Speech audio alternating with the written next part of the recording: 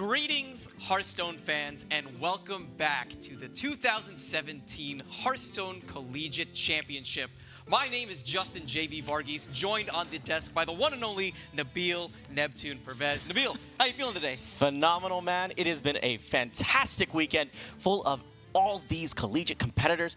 These guys have come from 80 teams down to 8. And now we're finding one more closer to who's going to advance to our top 4 on Sunday. I know in college you struggled a bit in math class. You missed a zero, my friend. It's actually 800 Oh teams my God. that have whittled down to 8. So That's as ridiculous. you can see, a lot of competition that's been going on ever since January. And now this coveted final 8 bracket where these folks are performing live for the first time. I'm excited. So far, we've had some great matches. We saw these teams go tooth and nail, and we're going to be checking just how close they were as we take a quick look at the bracket. Shawnee State taking it over Cal. A bit of a surprise there, actually, given Cal's dominance early on in the previous portion of the bracket. Meanwhile, Poly Montreal etching out an incredibly close victory against North Carolina. Now, we just saw Poly Montreal coming out on top of North Carolina. Fun games coming down to the wires there, but now we're going to get into our next game. UT San Antonio against Colorado State. Colorado State and UT San Antonio can't be more excited to broadcast this match with you, Nebs, because these are two teams that are so drastically different in terms of lineups, in terms of majors, in terms of players. You couldn't have found a better yin and yang scenario than what we're about to see right now. You're absolutely right. When we look at Colorado, these guys have been really dominant all throughout it.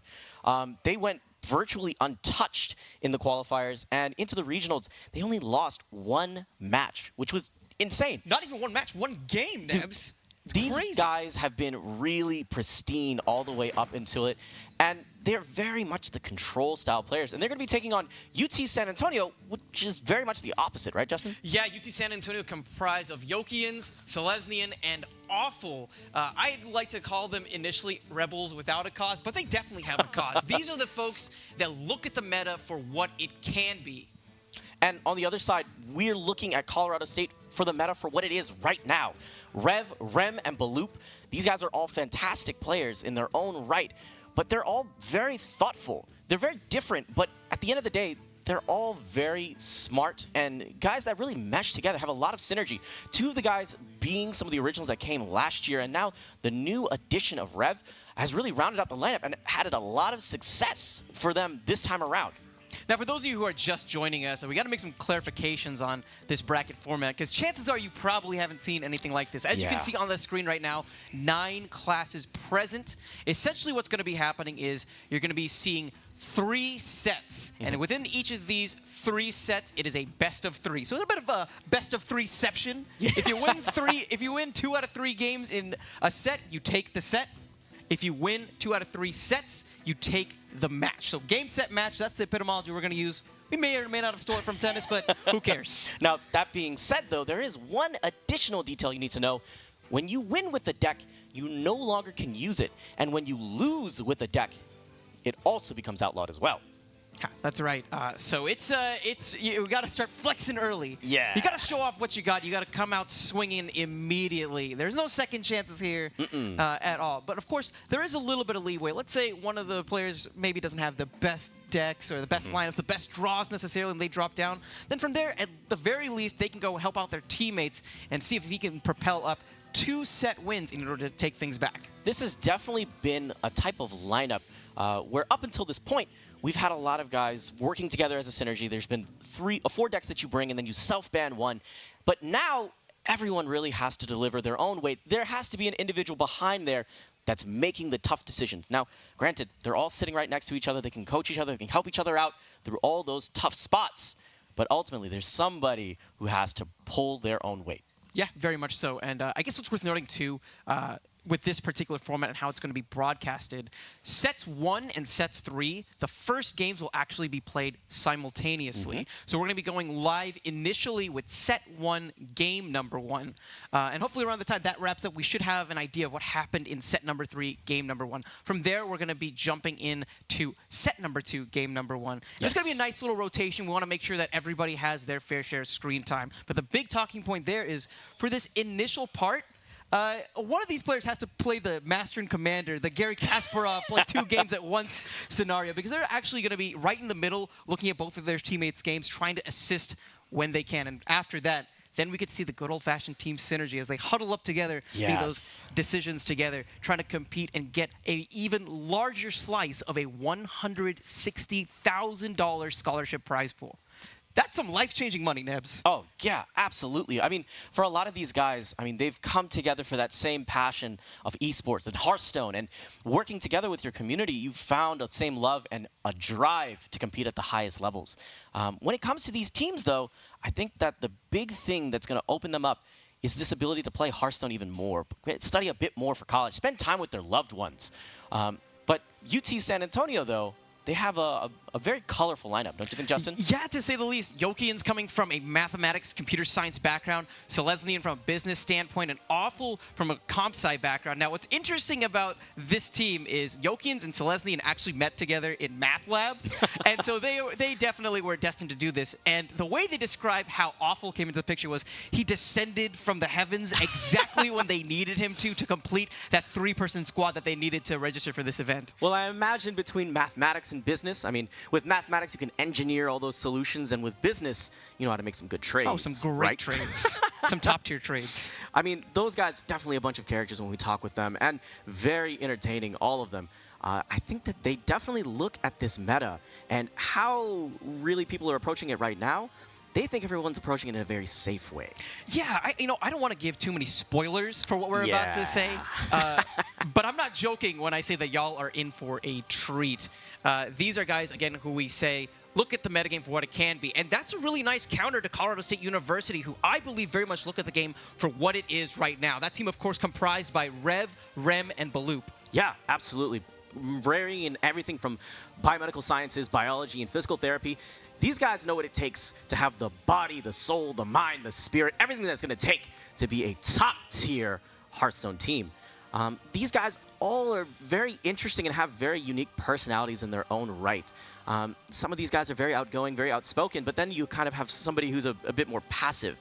And somehow, very unlikely backgrounds that kind of all seem to mesh together to make a very cohesive unit where all of them are very much about the team. There's no one person for them that stands out as the coach or the head guy. They're all here as a team and are about bouncing ideas back and forth against each other. And I think that team synergy really shows when you actually look at their bracket performances. To get into this top 8, they had to go through Illinois, and that was one of the most dominating series of Hearthstone I think I've ever seen. A swift 3-0 where their control lineup absolutely demolished the aggressive lineup from Illinois.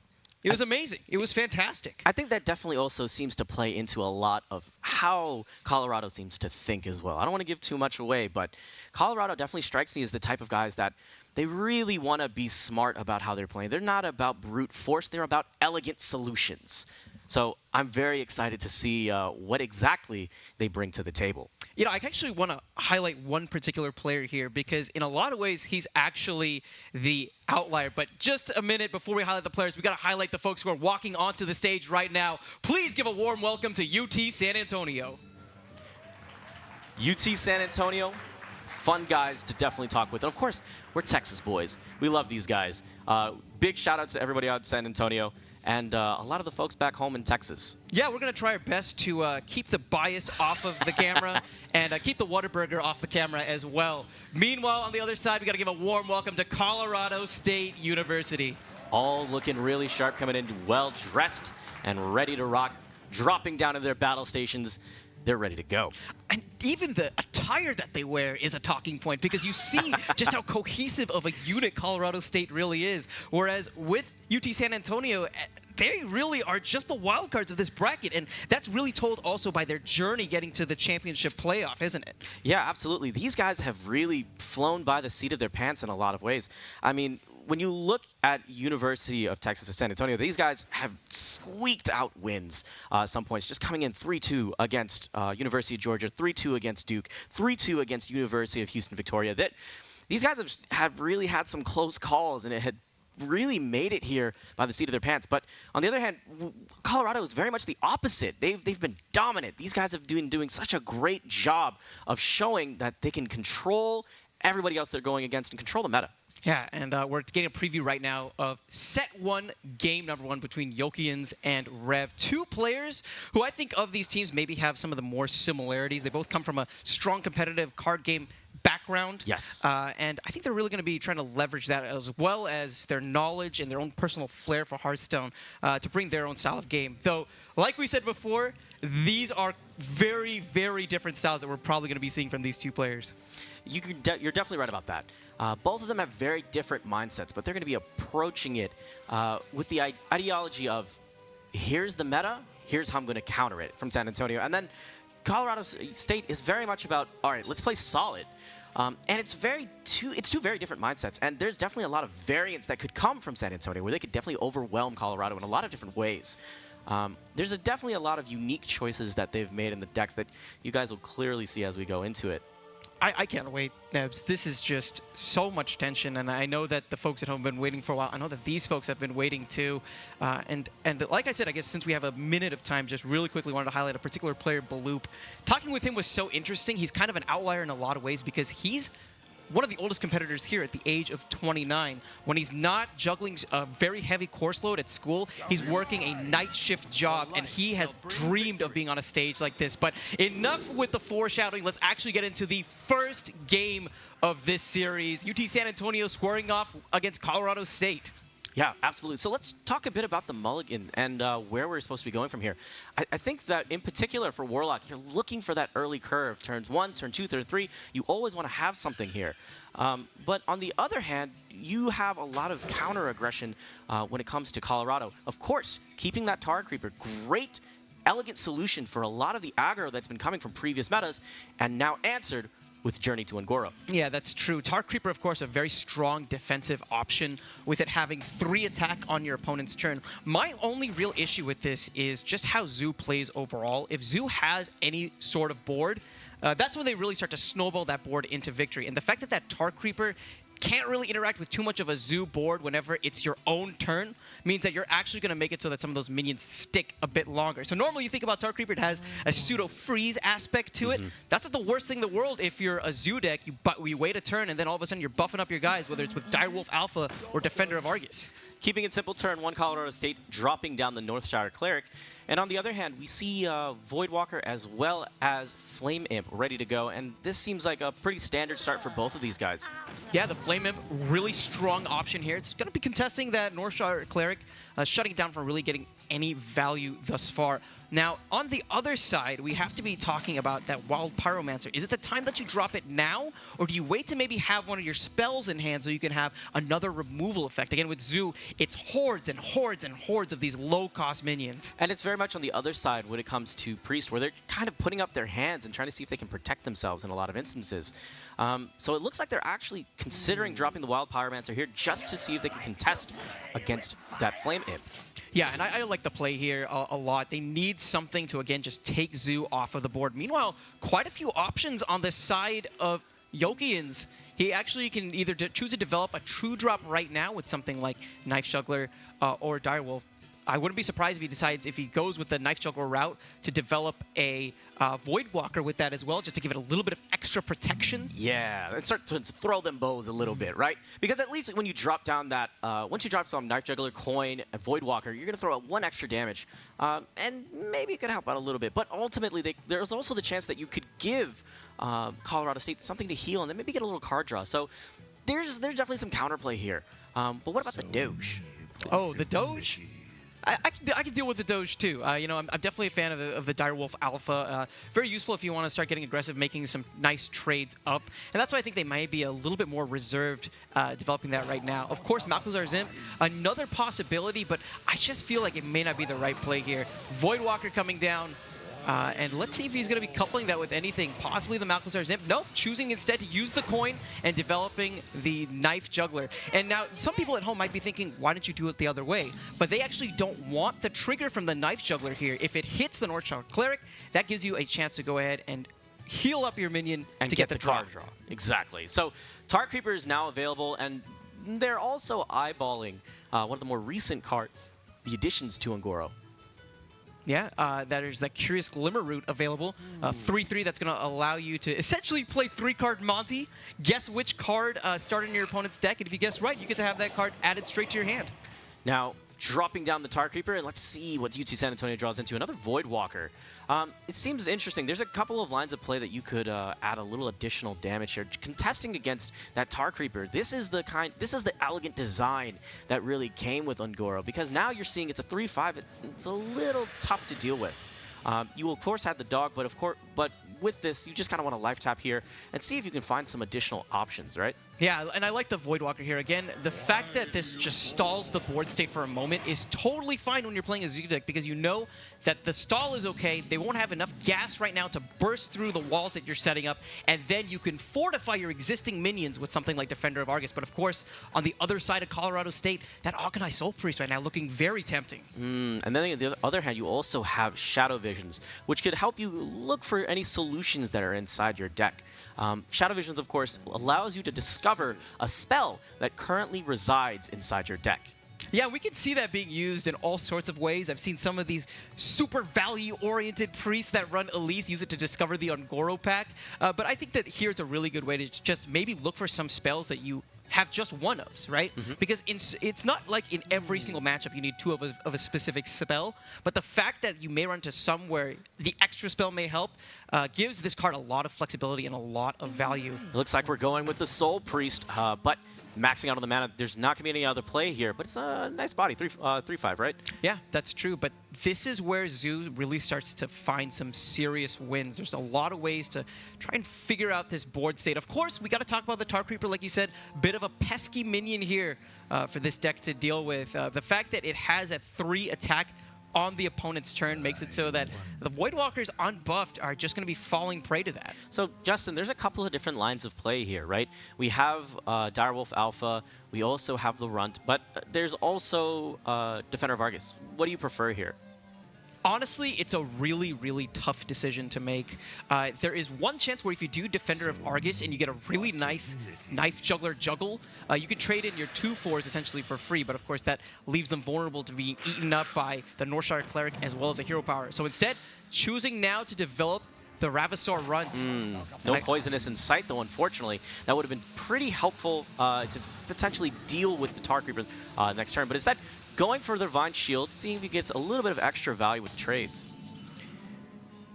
Now, Thoughtsteal coming into the hand, and this is a very interesting deck to talk about. When you look at this deck, it's very much a control disrupt-oriented deck that is very much on the lighter end of the spectrum. So a lot of the ways that this deck may be discovering some of those bigger, beefier minions in case their strong plays for value isn't enough is through cards like Curious Glimmer Root and through cards like Thoughtsteal. There's a chance you could discover a win condition, and wow, what a condition. Ravenous Pterodax added to hand here. Ravenous Pterodax, of course, being a great card if you want to see if you can consume one of your minions and allow you to get that adapt to fire off. Yeah, and not just a single adapt, a double adapt. And when you're staring down a 1-health Northshire Cleric with no way to heal it right now thanks to the Auchenai Soul Priest, I think that is a mighty tasty target. Absolutely. Let's see. So let's think about what UT San Antonio has kind of available to them right now, right? With 5 mana, this is where Warlocks tend to open up a bit more, right? Because on curve, Doomguard is really the only card here. So you might see a couple of card combinations here. I think that the one thing to talk about really is Firefly. It might be striking some people as an interesting deck if you're not too familiar with how Zoo works right now, but the fact that it has another body to it means that it's another nice activator, whether it's for Defender of Argus or if it's for buffing up your Doctrinal Councilman. And not only that, it also adds a token into your hand, so maybe you can try to use it a little bit later. Just for the card economy as well, it's such a great card, and really one of the most flexible cards that you can use, because you see it in multiple archetypes now in this meta. Going on off of so many turns that Tar Creeper finally bites the dust. But I don't see Zoo really having a strong control of the board yet, and the fact that Potion of Madness got added to hand is going to be a massive swing in favor of Colorado. There definitely could be some fun to be had with that Potion of Madness. You could swipe Direwolf Alpha to maybe buff one of your minions and help trade more effectively. There's a couple of other options here. You could potentially take the Runt as well, see if you can trade that effectively and remove it as well. I don't know. What do you think, Justin? You know, if this was just a slightly different board state, I would have laughed so hard if they stole a minion and ate it up. The grime! The grime would have been hilarious. But instead, trading in here effectively, you could use the heal to take out the Firefly, but yeah, actually, it looks like there's a chance. Because of the Akanai Soul Priest, you swap your hero power to instead deal 2 damage instead of healing.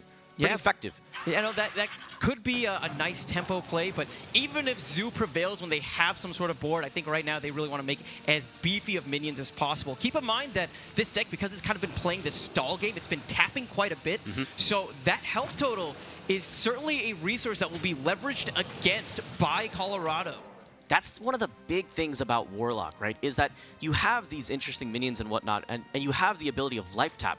Warlock really issues the idea of let's get on the board early, and whenever we lighten up on our curve towards the end, we can start life tapping and continue to search for solutions, right, Justin? Yeah, they're essentially trying to use resources, whether it's their own health total or some of the cards that are in their hand, to build a board advantage. The problem with that is they have no board advantage whatsoever. I mean, they have a great deal of card advantage here, but it's a lot of very low-cost minions where if they decide to go wide on the board, they get cleaned up by Dragonfire Potion. And this is really where you see the difference between the two, right? Warlock sacrifices so much to make big advantages happen, but then, on the other hand, you have control decks. And if you think of it like a debate, you have the Warlocks that are answering the aggressive decks that are asking a lot of questions. And when you look at the control style decks, they're trying to have all these answers come to you. Sorry, you have all these questions coming to you, and you answer them with one elegant solution. You're trying to be valuable about how you use your words, or in this case, your cards. What's that old adage? The best bullet is the one you have to fire only once. And wow, what a tempo play. Drawing into Soulfire as well. And this might be just what this team needs to get back into this game. That board state has shifted so significantly. That is a fantastic tempo swing. Getting super lucky by having the Silverware Golem getting procced and discarded and therefore thrown onto the field. And now Rev is searching for some answers. Well, Thought Steal is a possibility if he wants to maybe come back from a card advantage standpoint. He's hovering over that right now, and he's going to actually commit here. Keep in mind that while there are a lot of minions on the side of UT San Antonio, in terms of giant minions, that Ravenous Pterodax is still staring down this team in the face. Double Doomguard coming from that Thought Steal, and now maybe considering using Power Word Shield here. The idea here, you get the card draw as well as buff up the health of your minion and try to see if you can leverage a couple trades and get some value out of it. Not only that, you can heal the minion and get a bit more value there as well. Yeah, this is just looking like an incredibly dominant game right now, though I will say that the Doomguards to some point may be a liability. One Doomguard would have been fine, but the fact that they have 2 in hand means there's a chance that you could drop a Doomguard and never have a chance to play the other one because it's just going to be discarded. Yeah, I definitely think that it also counteracts the idea of Priest here, gaining value, having card advantage, and having multiple options. By sacrificing these cards, you really are devastating your own hand. Yeah, that's right, because unlike Warlock, where sure you lose 2 cards here, but you know, they're 1-cost minions, not a big deal, and you have that hero power to life tap, deal 2 damage to yourself, and draw a card, you don't have that luxury as Priest. Maintaining control of all of these cards and being so conservative with how you use these cards is so essential to being able to play this control game well. So at this point, Justin, you kind of see Warlock has their back to the wall here. UT San Antonio has a couple of options, but what looks the most appetizing to you? You know, I like this play here. They're going to be going for the Darkshire Councilman and now buffing up the board with the Defender of Argus. The decision here is whether they take care of the Ravenous Pterodax or if they decide to go face. Looks like they're going to trade into... Ooh, interesting. So here instead, they're just going to be delaying the effect of that Ravenous Pterodax. They're saying, you know what? You can't cross these 2 taunt minions. We're not really too worried about the damage you're going to be doing because you have to eat through these taunts first. Now, when it comes to control decks, I think there's definitely a term that we hear Admirable use quite a bit, and it's saying taking the curve, turning the corner, right?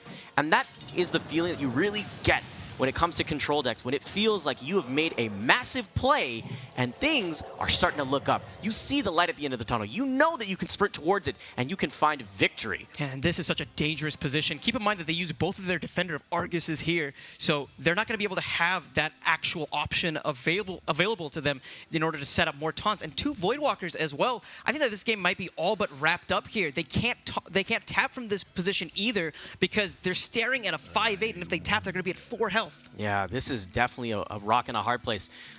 Let's see, dropping down the Imp, and Doomguard is going to see if they can draw some more solutions.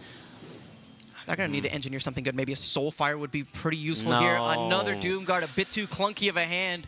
And this just may be all she wrote. We see the Doomguard sitting comfortably in the hand of Colorado State as well.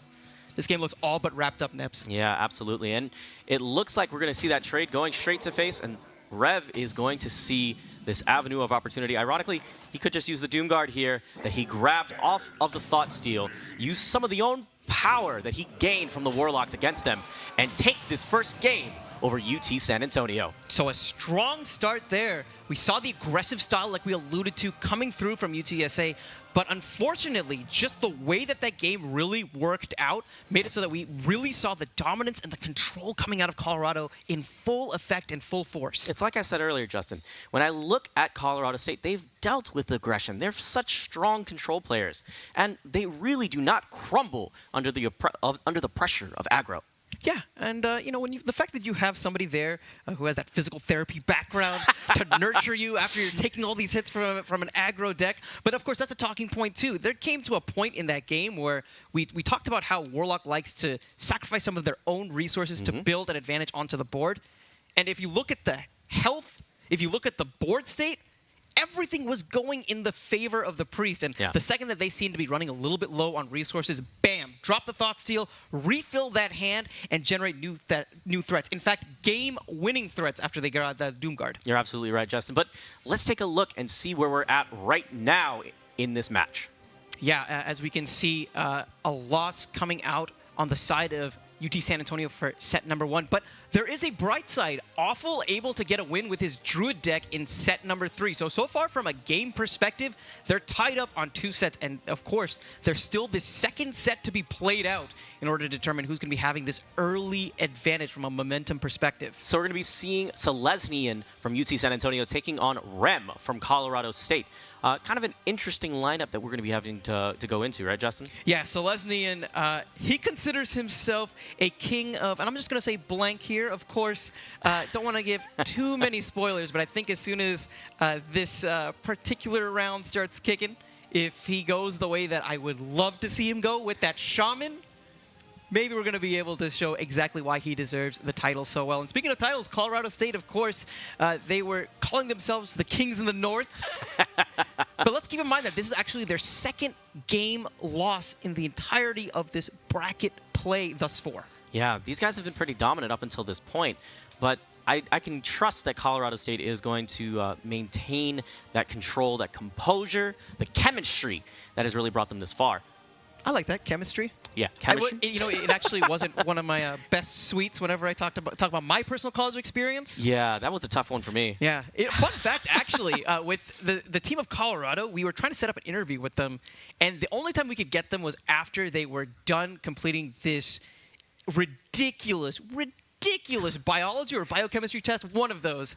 So that gives you kind of an idea of just maybe how heavy their course load is and how they have to find the fine balance of being able to ensure that their college careers are so good and their collegiate esports careers are going well as well. Yeah, absolutely. I mean, between balancing between OChem, which is bodying everybody. Okay, everybody who has taken OChem is always complaining to me like, God, dude, I can't believe I actually got through that class. They talk about it like the gauntlet. You know, honestly, I think with what I do with casting, I'm supposed to know a lot of words, and I just don't think I could know that many words for OChem. It's just too many prefixes. I can't do it. It's really tough. I mean, granted, these guys are highly educated individuals, and they've taken their skills from all over the world and all over across their studies and brought them straight to Hearthstone. So some well-rounded individuals that I'm looking forward to seeing in this next match. Yeah, very much so. And it's beautiful, honestly, to see, even though these folks maybe come from these different backgrounds, they all are united by that universal language that is esports and that is Hearthstone. Yeah, absolutely. These guys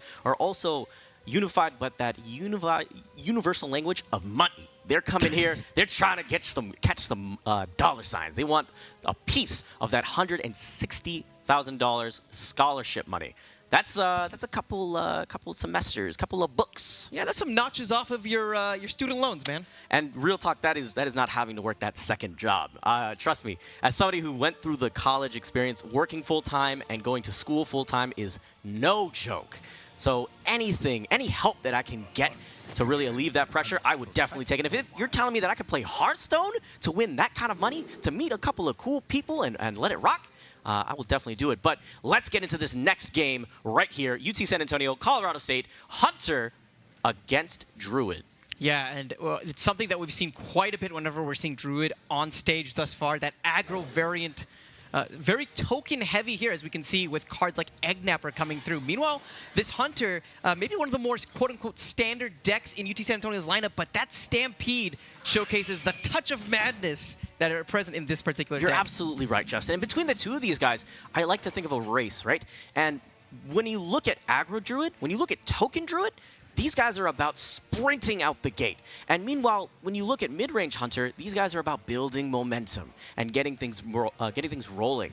Now, Colorado State has a couple of answers. By dropping that Bloodsail Corsair, we're going to be seeing our good buddy, Patches the Pirate, come flinging out of the cannon, and now innervate. Ravasaur runts, and now we get an opportunity to adapt here. This is such a smart play. They understand that the way that this Hunter deck could even win is if they have board control, which they can snowball with buffed effects. So because of that, they're trying to open up with a very strong lineup in order to shut down any early board control that would be coming out from the team of UTSA. So now Selesnian has a couple of options, and it looks like he's going to go with Direwolf Alpha to see if he can contest against this boards. Both of them have 2 health, and he wants to see if he can trade up. Particularly, that Ravasaur Runt represents 4 potential damage because of the Wind Fury. Now, I know that some of the folks at home may be a little bit confused. We just saw a game play out, and we saw a win etched out on each side, yet the side numbers represent 0-0. Keep in mind that these are set count scores, not game count scores on the side. Even though each of these teams has won a game individually, it's the sets that lead to the match that matter. Now, on the other side, let's take a look at Colorado State. We have 2 mana here, and we could easily just wipe out that Direwolf quite easily here, and then take advantage of the 4 damage that's going to be coming from that Ravasaur Runt that adapted into Wind Fury. I'm looking for UT San Antonio to see if they have some sort of solutions, but they're going to drop Rat Pack here. The awesome thing about Rat Pack here is that you have that ability to when you pop the Death Rattle, you expand the board, and that Houndmaster is going to look particularly nice if they play it out on a curve. But let's take a look at Rem. What do you think he's got, Justin? Well, he just drew into a pretty nice draw, the Mark of the Lotus. There's a chance that he may choose to buff it up right now, make that board a little bit more resilient. The main name of the game here is trying to make sure that there is nothing left to activate that Houndmaster. Of course, Houndmaster, 4 mana, 4/3. If you land it and there's a beast that you control, you can buff that beast up by 2/2 stats and taunt. So they don't want that swing turn to happen. So I think there's something interesting to note here is that we have 3 mana to play with, but we also have Coin. There's the possibility that we could see Eggnapper drop Coin and then Mark of the Lotus, and that entire board gets that much bigger. And I think that's exactly what we're going to be seeing here, Justin. Yeah, definitely a strong play here. I think that it's going to be determined on how they're going to be choosing these trades. And I like this line here. They're choosing to make the most of Wind Fury, pop every single one of those minions because they have a good read that Houndmaster would be coming down the next turn. And that's definitely the best option that existed for UT San Antonio. So they're definitely dodging a bullet here. And now Jeweled Macaw seems like a great option just because you're going to pull a new beast into your hand, and maybe it's something that you might find that's advantageous. Now, granted, you also have Animal Companion. Tried and true, always Huffer. And that's the thing is, I don't even know how much Animal Companion would help you here. Let's say you got something like Nisha, a nice 4/4 taunt. That Eggnapper trades perfectly with it. Ooh, wow. We were 0 for 2 there. Yeah, we got caught with the mix-up. that's the nice one right there. You got us both. Got it. Good stuff, man. You know, I want to take a minute and talk about game plans. Of course, both of these decks win the most whenever they have minions available on the field. And wait a minute, with these minions, just how much damage is this, Nebs? They have the Wind Fury. That's going to be 10 coming out from the Ravasaur Runt. Another 10 coming out from the side of the board with the Eggnapper as well as the South Sea Corsair. And now we're gonna have that's gonna push the. But there's also the chance here that they could trade and think for board control instead of going straight for the face too as well, right? Yeah, I think that they're gonna maybe need to do a couple of trades, especially given the fact that they're really trying to play around that Houndmaster so heavily. So that's what we're gonna be seeing here. And the nice buff that it gives to the hero is gonna allow them to clean up the Jeweled Macaw as well, while simultaneously setting up a great deal of damage. This is a massive advantage right now for Colorado State. UT San Antonio needs to find an answer now. Yeah, this is essentially representing a 2-turn lethal. One thing that they do have, though, is that Tundra Rhino, and they can use that. It comes with charge, and they can run it straight into that Ravasar Runt, clean up that threat of 6 damage from hitting their face. Yeah, but I don't know. So what are some of the options? What's the counterplay that can exist here from UT San Antonio? Is there anything that they could draw into that could particularly help them out here? Honestly, it's really, really hard to say. Maybe if they proc the Eggnapper, they may be able to swing back the board slightly with something like Unleash the Hounds, but they're just so far behind from a damage standpoint. They weren't able to get that early game board control that they needed, and now they're knocking on death's door. So the question is, do you use Power of the Wild, maybe make another 3-2, and then you take advantage of Ravasar Runt because he then kicks off the Battle Cry when he can adapt when there's 2 minions on the board? Or do you just sit, wait, and then bide your time and see if you can continue to build up some cards and then build up a board again? No, I think what they're doing here is really smart instead. They're going to pop their Eggnapper, and by doing that, they're going to be generating these smaller minions, which is overall going to be setting up for a much better Power of the Wild. Now, there's a couple options here for Adapt here. What do you think? I'm between Health and Taunt. Yeah, I think that the Health is a smart enough play. It's going to be a really tough minion to get off of the field. And again, with this particular deck archetype, the stickier your minions are, the better. You have so many things to buff up your board and make it even more formidable. Yeah, but now we're drawing into Kindly Grandmother. There's a potential couple of combos here, right? Yeah, but you can't. You look at this board state right now. They're actually just 1 damage away from lethal. So the big thing on their minds is how can we set up the most impenetrable board possible. They may go for a triple taunt setup, or sorry, a double taunt setup, doing something like Kindly Grandmother, buffing it up with the Crackling Razor Maw, followed up with a Stubborn Gastropod, perhaps, to just go wide on the board and try to contest as best as they can. Yeah, that's kind of my thought process as well. Right now, UT San Antonio is in the position of, okay, I kind of got put on my back foot. I need to put up my dukes and protect my face right now because things are not looking good. Yeah, face is definitely the place. It's kind of odd, I suppose, seeing Hunter having the tables turned on them in this particular avenue. So here we go. Houndmaster onto the Kindly Grandmother. They're right now just playing to their outs. They're trying to play to win rather than playing to survive. Now we're getting into Innervate, though.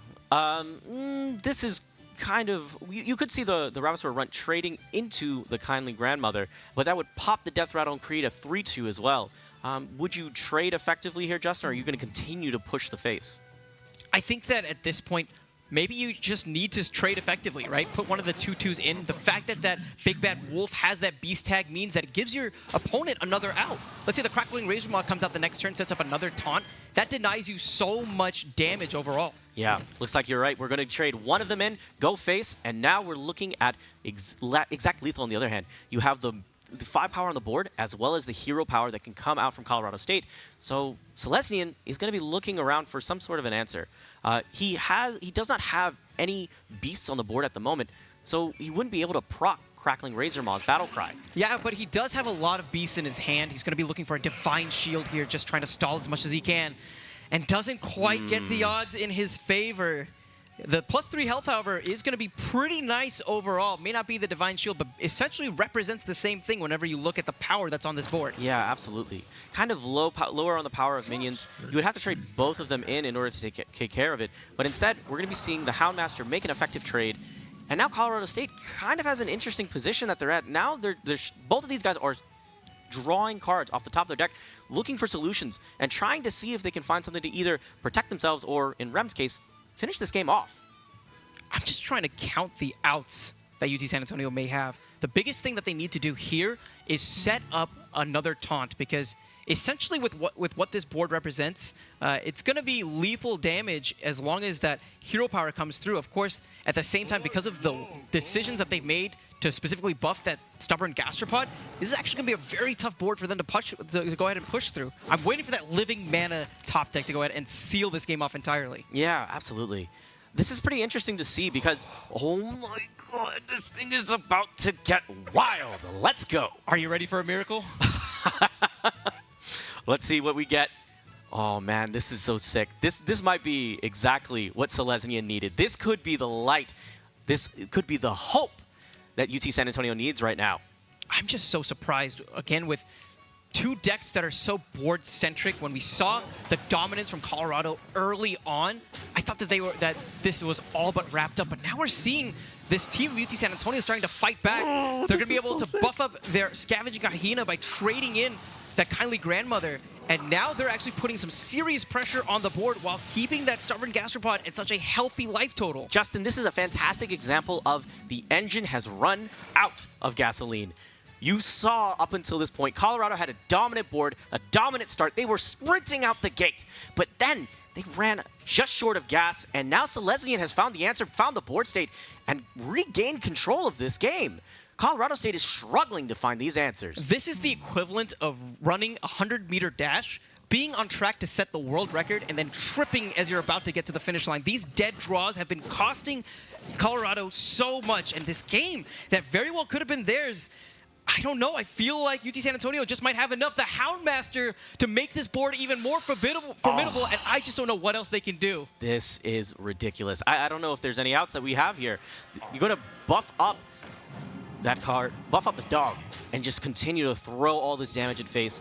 They're on a really short clock right now. Rem, what are we going to see he draw it into? I don't know. This hyena, I don't know what kind of food it's scavenging. Probably scavenging some Wheaties at this point, just by how beefy it's looking right now. Another answer. And just another dead draw. Colorado gets that game swept right from them. And of course, that goes back to the aggressive style decks. In a lot of ways, you essentially go all in, putting so much presence and pressure onto the board.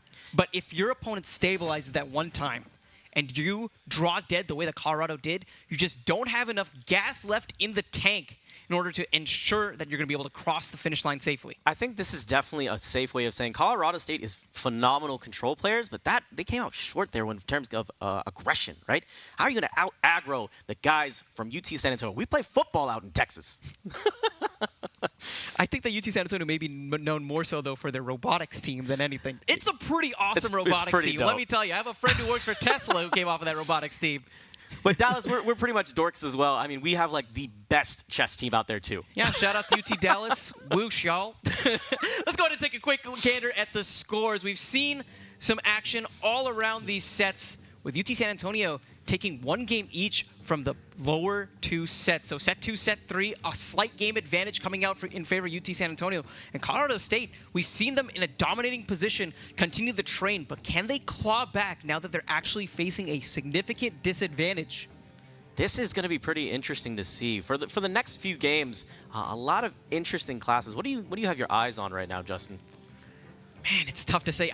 I'm looking at UT San Antonio's side, and I just kind of want to see how this Paladin works out. It's a very interesting Paladin. Yeah. I think that if you can kind of guess the theme of UT San Antonio so far, it's certainly on the more aggressive side. But some of the options that they have for refill are very, very unique within that deck. Of course, with the side of Colorado State, like we said, a bit more of the standard decks to be sure. But a big talking point, again, is their Warlock. It's not a discard Warlock like we saw before. They're actually opting for Handlock here.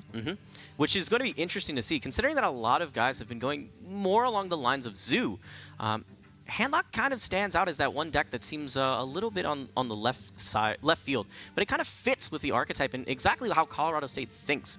They're very much about that controlling style, and I'm interested to see how it goes. Yeah, and again, for those of you who are just now tuning in, a quick word about the format. You're going to be seeing that these players are split up essentially into 3 sets. To take a set, those players need to win 2 games. When you get 2 games, you get a set.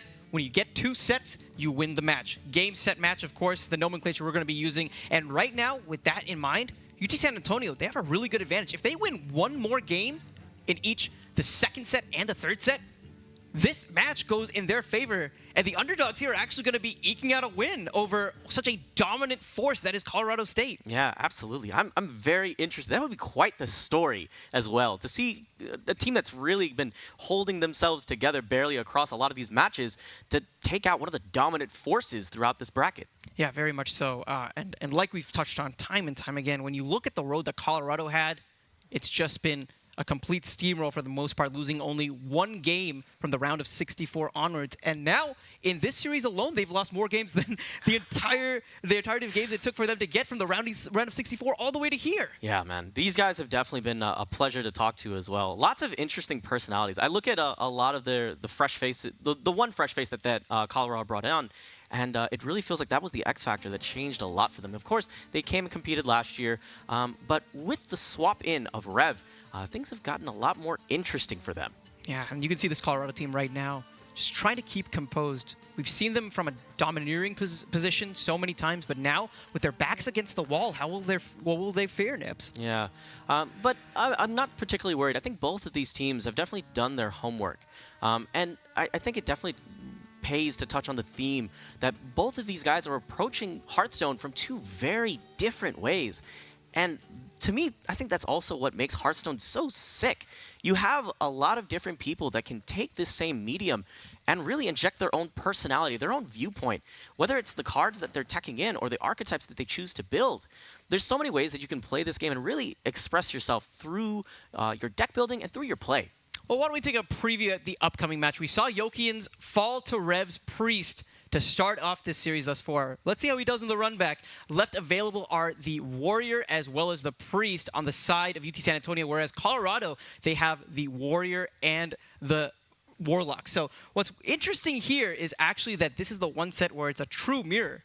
All three of them brought Warrior, Priest, Warlock, but the way they decide to build each of these decks so drastically different. And that tells you, again, back to your point, whenever you talk about Hearthstone being this universal medium, but how you communicate through that medium is so different depending on your personal style of play. Yeah, absolutely. So I'm very interested to see how it goes. Particularly, I really like watching Rev play. Whenever I talk with Rev, he always seems to be thinking that one step ahead of everybody else. Or he's looking at board states, and I see like the gears turning whenever we're watching the games together.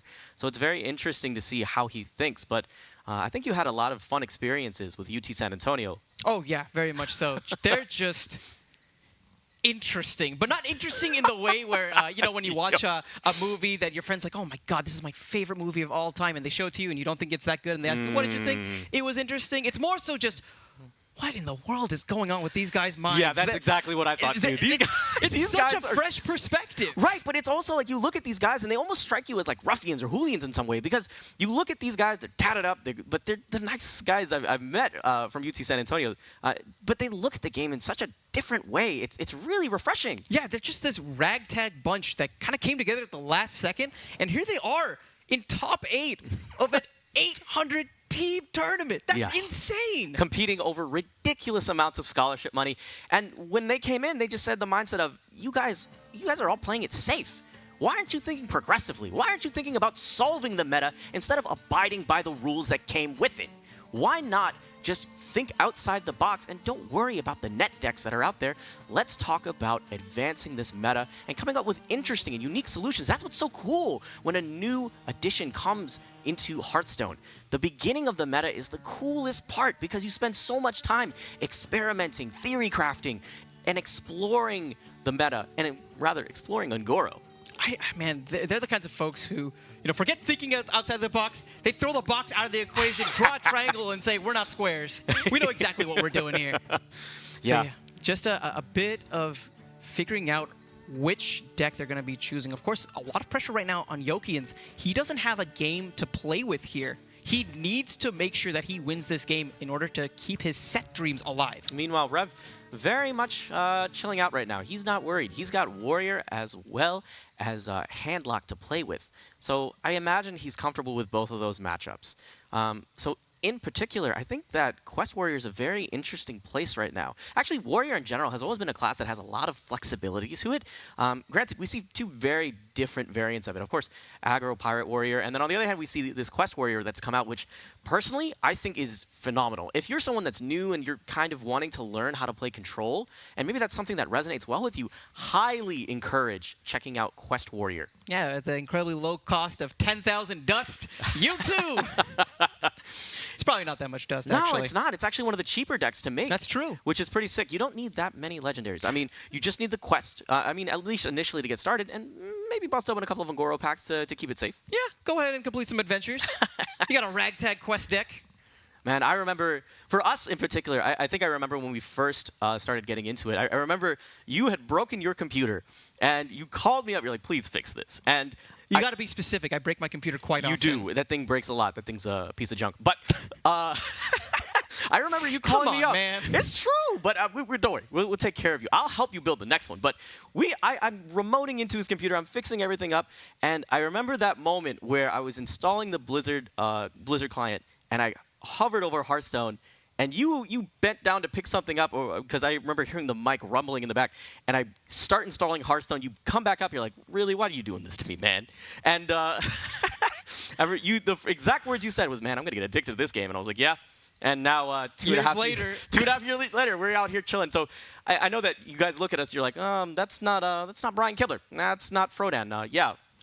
We are two guys that came in from the So You Think You Can Cast audition to come out, hang out here, and Blizzard and the rest of this production staff, all you guys have been super nice to us. So super grateful for the opportunity. Thank all of you guys. Very much so, very much so. So far this set, been very interesting to watch. We're going to be broadcasting more Hearthstone action and come to the conclusion of this set right after these messages.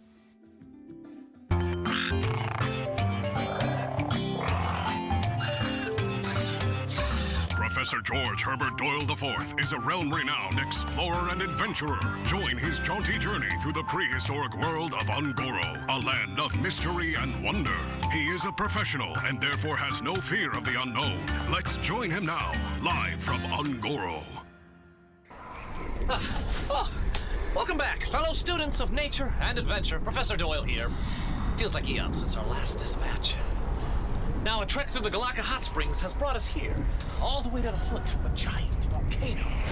Wow! An exciting journey for sure.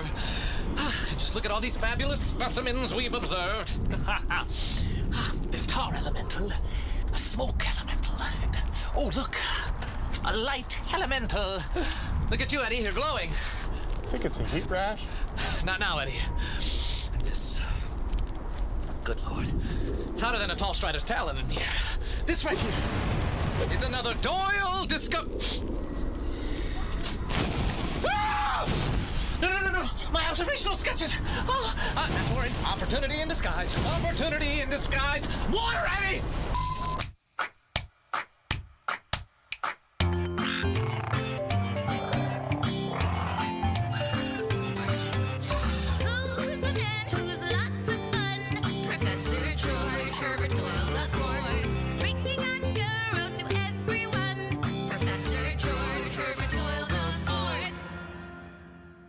This episode brought to you by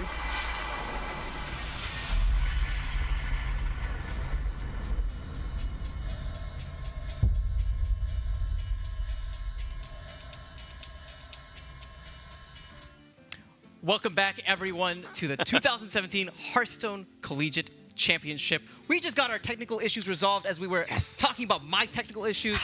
So without further ado, let's go ahead and jump back into this series. This is going to be set number 1, game number 2. Yokians, he's on the back foot right now. He lost game number 1, so he needs to win these next 2 games in order to make sure that he's coming out on top in this set as a whole. Absolutely. Rev, of course, delivering that first blow to UT San Antonio. He was looking pretty crisp with this Priest, opting for that control style. It's very fun to watch. And, of course, using the firepower against him with that Thought Steal, the double Doom Guard that he stole off of it. Oh, so fitting that he managed to take the game using that. Why are you punching yourself? Why are you punching yourself? Using that Doom Guard against him. The schoolyard bully? Yeah. Classic. Oh. Gotta love it. Some wholesome American bonding right there. All right, let's get into this next one, man. Game number 2 in set number 1. Yokian opting for Priest as he squares off against Quest Taunt Warrior from the side of Colorado State. Yeah, so this is a fun one, right? You have two controlling archetypes, right? But when you look at the two, you think towards the end of the end game of Warrior, right? You're all about continuing to drop down these taunts to complete Fire Plume's Heart, which is the quest where you play 7 taunt minions and you get rewarded with Sulfuras. And Sulfuras, in case you don't know, that turns you into Ragnaros. And what Ragnaros means is you throw a lot of fireballs. Big 8 damage fireballs that hit randomly whenever you slam down your hero power. And the best part is, unlike Major Domo Executus, which literally turns you into Ragnaros with that 8 health and everything, you still get to maintain whatever health you have. You have that nice, juicy hero power that deals 8 damage to a random minion whenever you activate it. It's just brutal, and it can make these control games switch instantly. Yeah, and right now, you see kind of a couple of options that are available for UT San Antonio. Maybe they could go into Coin, Shadow Visions earlier, but they might just chill. It's not uncommon for Priest to kind of chill for the first few turns. Yeah, they don't really need to develop anything yet. I might even argue that at times it may be better to use Discover when you're behind. That way you know exactly what you're looking for. Yeah, and I kind of think of, on the other side I think of using Discover ahead of time to try to find solutions for if things go poorly, right? Yeah, of course. And especially with this level of play, you know that both of these players really have the reads, what they can really be expecting from both sides. But here, I mean, you could just hero power and simply pass. We could be seeing a nice, long, more reactive style of game as a whole. And I think that hero power point of the face may be eking in that particular direction. The emote. That's cute. I think that when you look at the two control guys, they kind of understand what they're getting into. They're like, yeah, all right, I get it. And it's almost like a game of chicken in sometimes of who's going to show their threat first, who's going to show their hand first, and how you can address it and maybe put yourself at an advantage. I think of it kind of like you're trying to figure out how to bait your opponent into doing something and then just slap it out of the way. I think there's an old story about how, do you know why old duels were so cool? So way back in the days of the Wild West, when you have those duels, you would see these guys kind of have those moments where you'd stare at each other's eyes, you see the sweat dripping down the brow, and you're like, oh, this is kind of weird. Why don't they just shoot each other? And the reason is back in the day, shooting someone was a big punishable offense. But if it was in self-defense, you're all good. So it was a big mind game. You're baiting your opponent. Put something out there. Move your hand. Twitch. Try to go for it. And instead, catch him out. Now I'm just thinking that if Neo lived in the 1800s, how would that impact the plot of Westworld as a whole? Oh my gosh, that film's so good. I started watching it. I started watching the TV show as I was flying in. Oh my god, I'm regretting I didn't take a longer flight. That show is lit. So one thing I want to talk about is the usage of Shadow Word Pain in this particular matchup. Warrior has a lot of pretty juicy threats that you can use it on. You can choose to use it on something like Bloodhoof Brave before it gets procced, take off 4 mana worth of value with a 2-mana spell. And of course, that Armor Smith as well looks very, very tempting. Yeah, absolutely. Could drop that down. Just keep it simple. Stay on curve, but also continuing to build towards that quest, right? What now? What now, indeed. I think that it really does kind of play itself out at this point. Bloodhoof Brave just makes a lot of sense. Helps them get one step closer to completing that quest. Yeah, I think so as well. I think it's simple. Just go face, push. Now, let's see what are some options that we see on the other hand. UT San Antonio, of course, rocking the Dragon Priest. You're seeing Dracnoid Operative there, as well as Primordial Drake, one of the new additions coming from Ungoro. A great card coming down with from 8 cost, and you have that nice 4/8 taunt body, but 2 damage to all minions that are currently on the board. Yeah, I think that this may be a nice turn to go ahead and coin one of those Dracnid Operatives. You got to get on the board. You got to contest this somehow. Yeah, absolutely. And not only that, because you already have Dracnoid Operative, you're going to get the value of the Discover option that comes with it. And now that a lot of the smaller dragons have rotated out due to the next rotation of Standard, you sometimes can get some interesting options. But interesting what we get here. I think that I really like the Dirty Rat here a lot. Remember that you actually have to play out the minions in order for your quest count to go up. So if they took the Dirty Rat, they could actually steal a taunt out of the hand of Colorado State and make it so that they couldn't actually use that tool to complete their quest. Yeah, absolutely. You could, in theory, remove some of these cards that have strong battle cries that you're used to seeing, and in turn, make the card a little bit less useful. I think in here, they're probably trying to think about the more immediate impacts more than anything else. There might be a chance that they're going to be trading right now into the 1-3, and that's going to be setting up for a really nice execute in the following turn. So it depends what sort of a game you're trying to play. Are you trying to play for the next turn, or are you trying to play for the next 10 turns? Yeah, that's definitely an interesting mindset to go about. 3 taunts in, and continuing to trek on towards the strong endgame that comes with Quest Warrior.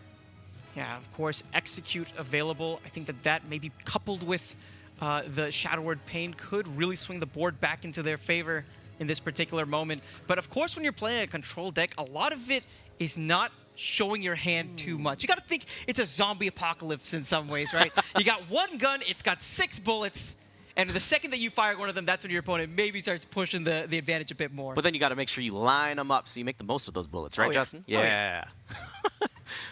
Walking Dead is so good. No, I feel like I'd be trashed here in a zombie apocalypse. I think I would too. I think it'd be really tough. I can outrun you, so I think we'd be okay on that front. You probably would, but I got the swinging power, man. Give me that baseball bat, I'll take care of him. All right. There's a joke I can make that's directed at a certain thing, but you know what? We're not going to talk about it right now. Yo. Execute coming out, taking care of the Bloodhoof Brave, and like I said, Shadow Word Pain just seems like a nice juicy target, followed up by the trade here. And that's going to clean up the board state, put it back in the favor of UT San Antonio. Yeah, they definitely have an option here. And now you're seeing Deathwing getting pulled out here. And another interesting card choice that we see from Colorado State. I could imagine that you could drop Deathwing while you have Sulfuras equipped. That you could kind of clear up the board and then make it so that 8 damage is getting flinged straight for the face. There's definitely a couple opportunities here, but Bloodhoof Brave, looking like it's going to hit the field here. Keeping it simple, and you could armor up. Yeah. That looks like it's great. Yeah, this is definitely going to be one of the more longer, more patient games between the two. I think this may be actually one of the few control-oriented decks that are in UT San Antonio's lineup. Yeah, it definitely feels like a little bit of a waiting game here. But there's some options here that we could use. Bookworm, of course, could just remove that taunt out of the way and have another 5 damage swinging for face. This is the power of dragons, especially against this deck. There's just so many minions that are on the low attack end of the spectrum. I'm sure there's a Game of Thrones reference there with the power of dragons. Anyway. The UT San Antonio Targaryens. I don't know if it has the same ring to it or the same copyright issues that Rowdy the Roadrunners may have. Direhoof Hatchling slamming down, and of course the Death Rattle adds a nice taunt into your deck. Very economical card. And instead, we could also see Bookworm make another appearance here to see if he could remove that Direhorn Hatchling, correct? Yeah, I like the Encore. Mm-hmm. Play it again, Sam.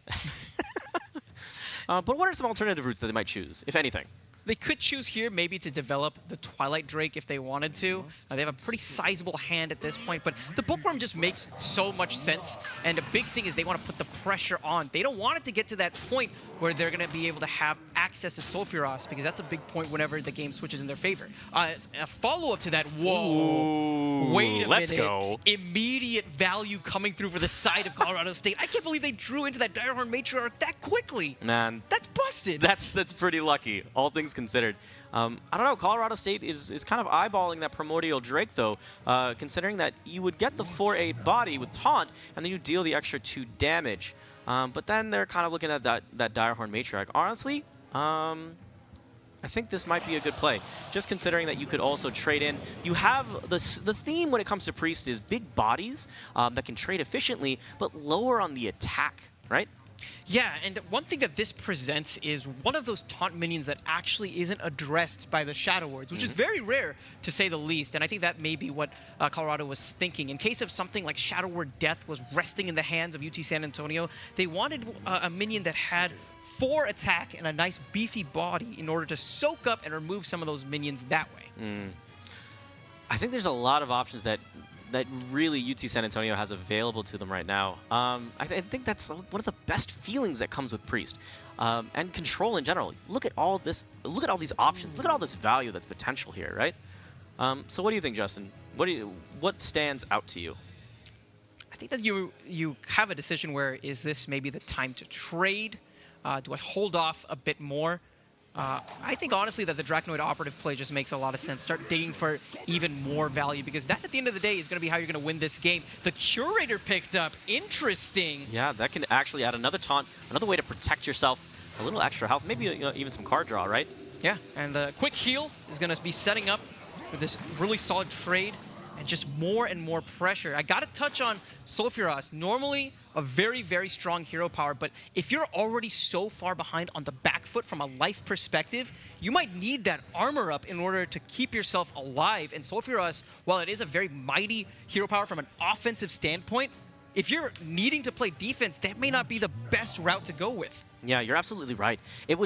That's part of why Taunt Warrior really works is you have these, think of it like a big castle. I have these big walls that are right in front of me, and I can catapult, I can slingshot, I can throw all this damage around, and also removal. And you're particularly strong when it comes to AoE removal, but spot removal is a different story, right? We don't see slams in this type of deck, and Bash, of course, rotating out.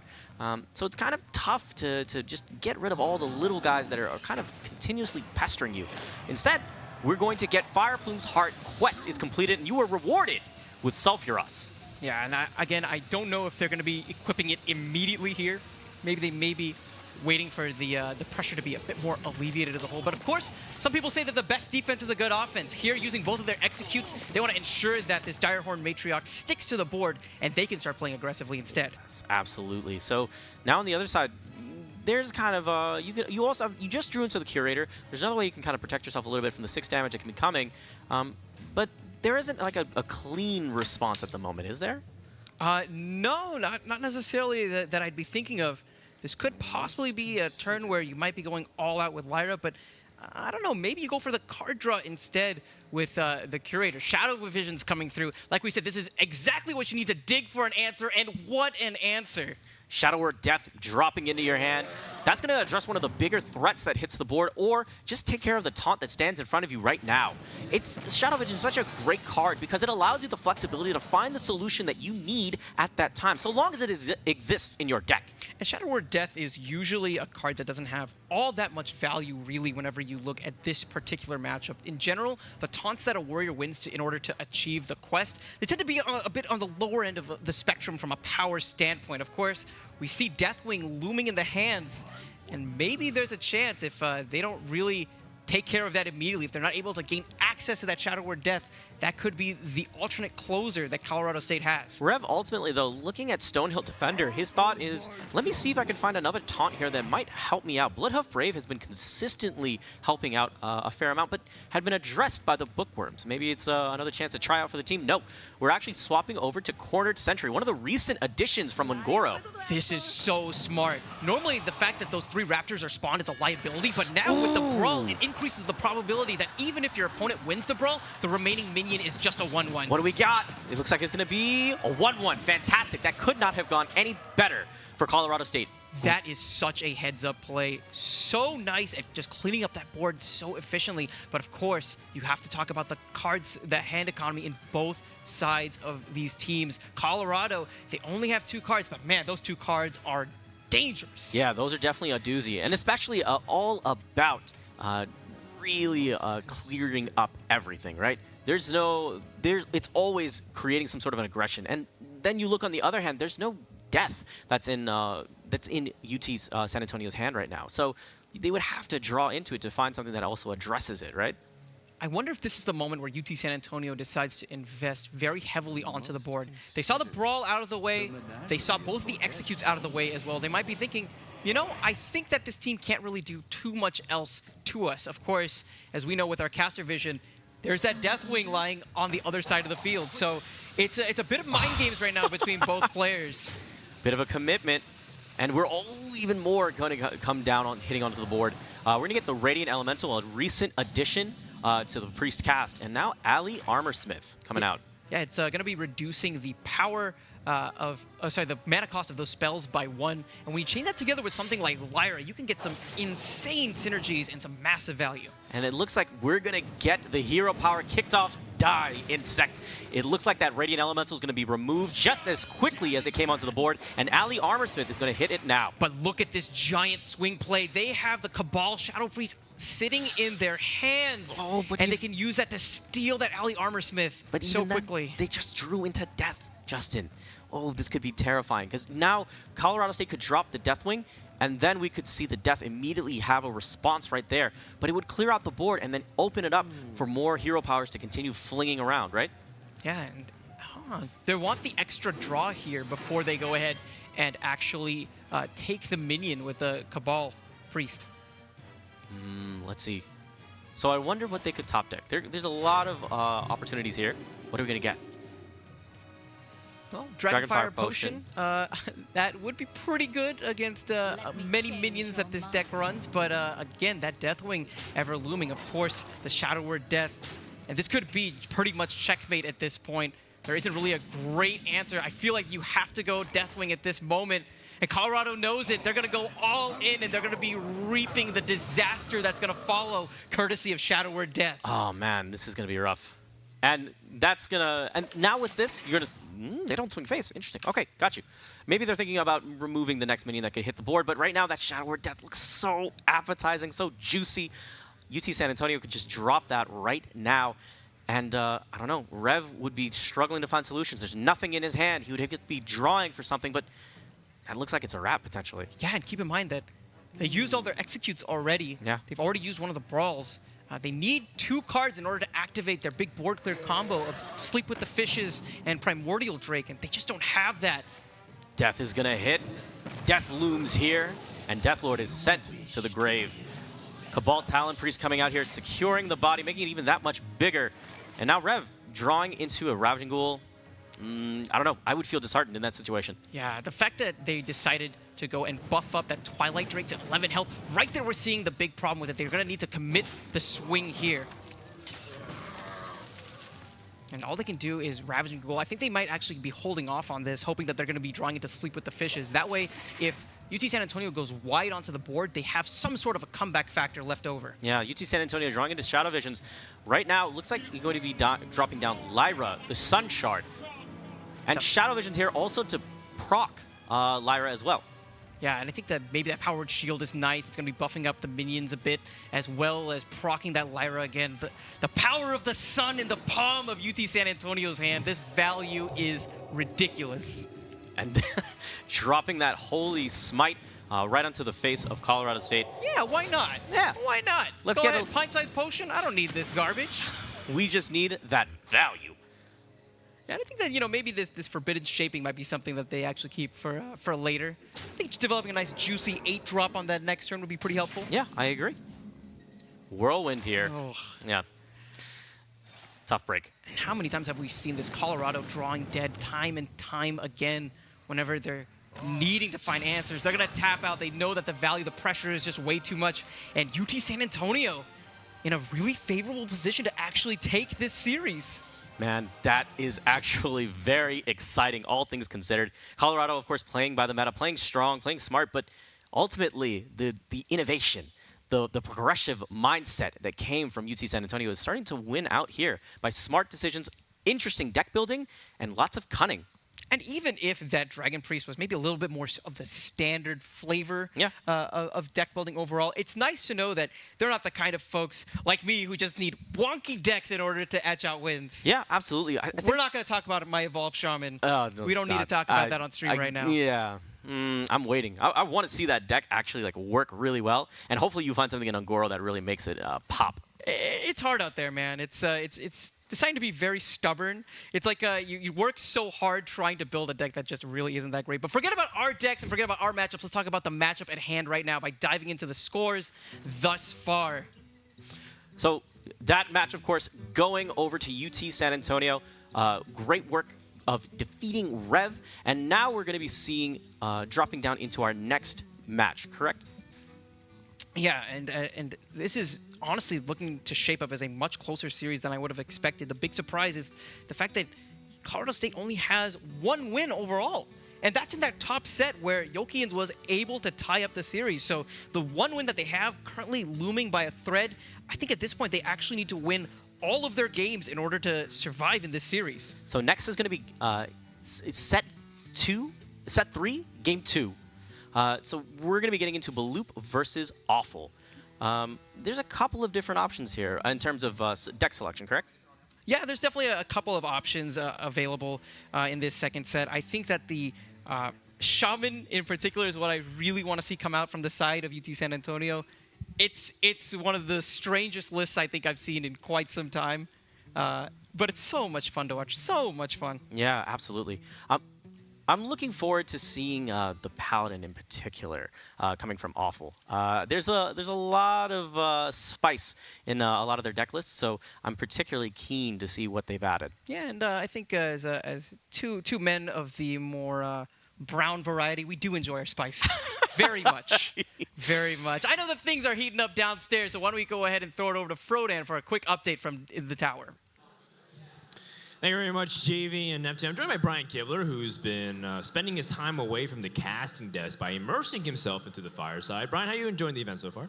I mean, it's been great. Ever since I finished casting the first match with Rob, kind of been hanging out down here on the tavern floor. Had an opportunity to meet both a bunch of the players who I hadn't talked to before, as well as just people who came out to hang out for the day. And it sounds like everyone's having a lot of fun. That's right, and it seems like you're having a lot of fun without me, Brian. You've traded me for Rob Wing. Is it personal or is it just business? It's personal. Always personal when it comes to Brian. You know, people talk about the collegiate circuit and how meaningful it is from a grassroots scene, and I know you've competed for, many years by now. And you know, how valuable do you see this program growing into esports as a whole for Hearthstone?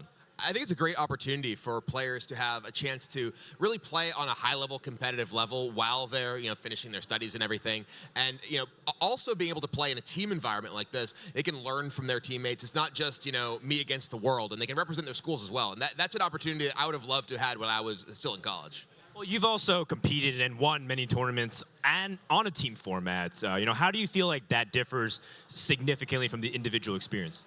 I think that you can end up being in a situation where in a team tournament you feel a lot more motivated because you don't want to let your teammates down, especially when it's not only your teammates, but in some cases, it's your school. A lot of these players are representing Tespa chapters from their universities, and there's a lot of pressure there, but there's also the fact that you have your entire team kind of has your back during the match. We've seen a lot of these players navigating tough situations in these games, and well, there's a lot more you can do when you have 3 minds to confront these sort of problems. Or confuse each other even more sometimes, as we see in some team competitions that we listen in. Brian, I wanted to ask you, I'm going to put you on the spot here. Which team did you pick as your champion school?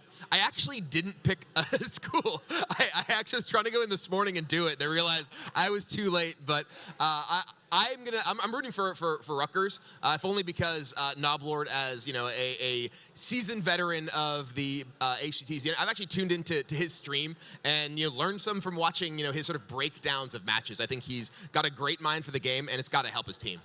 Absolutely. I picked Rutgers myself, given that I'm from New Jersey, and a lot of my sister went to Rutgers University, so I felt like there was a call there. Plus, what you said, Noblord's a familiar face, so I voted there myself.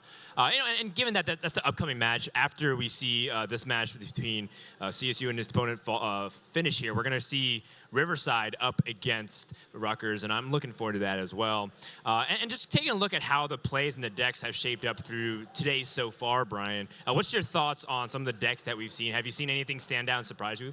I thought it'd been really interesting, just with the format, the fact that we see every class. We see these teams not really preparing for a ladder metagame or a tournament metagame. It's preparing for a every deck metagame, and it can inform some of your choices. We really saw I keep messing up his name, Ravenous Pterodax. I was calling it Adjective Pterodax because I couldn't remember what the adjective was before.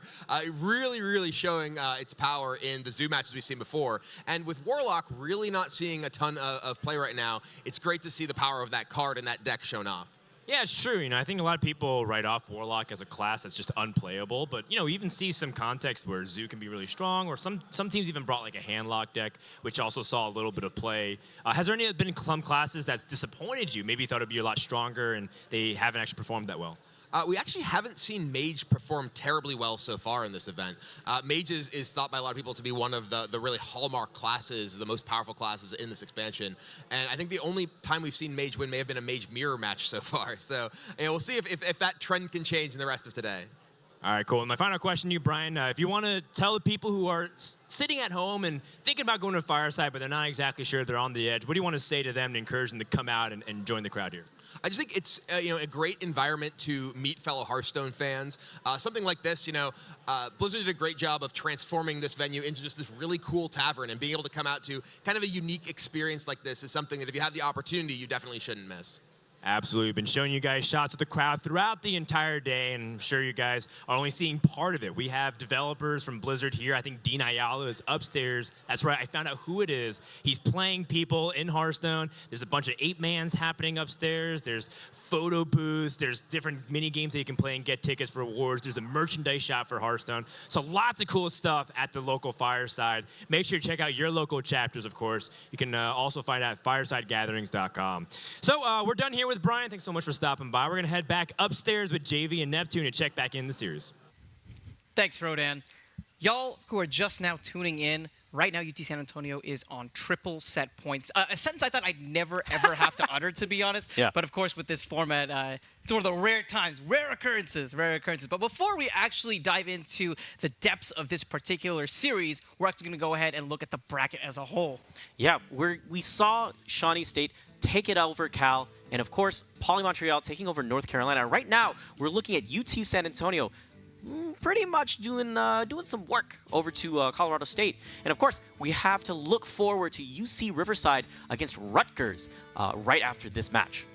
Yeah, and of course, while UT San Antonio is certainly ahead, we got to go ahead and take a quick look at the Priest deck that's been making quite the difference. A very unique Priest deck, to say the least, that we're going to be seeing from the side of Colorado. So much value. Oh, yes. That's definitely the theme here. Think about it like this, right?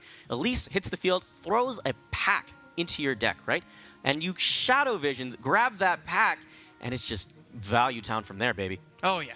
Oh, yeah. And of course, with cards like that, and the fact that they even have the interesting choice of running Kazakus of all cards in this particular deck, it's just such a unique deck list. Yeah, absolutely. And even then, you kind of see a couple of 2-ofs in there. I know that most people are used to seeing the Reno variants where there's only 1 of.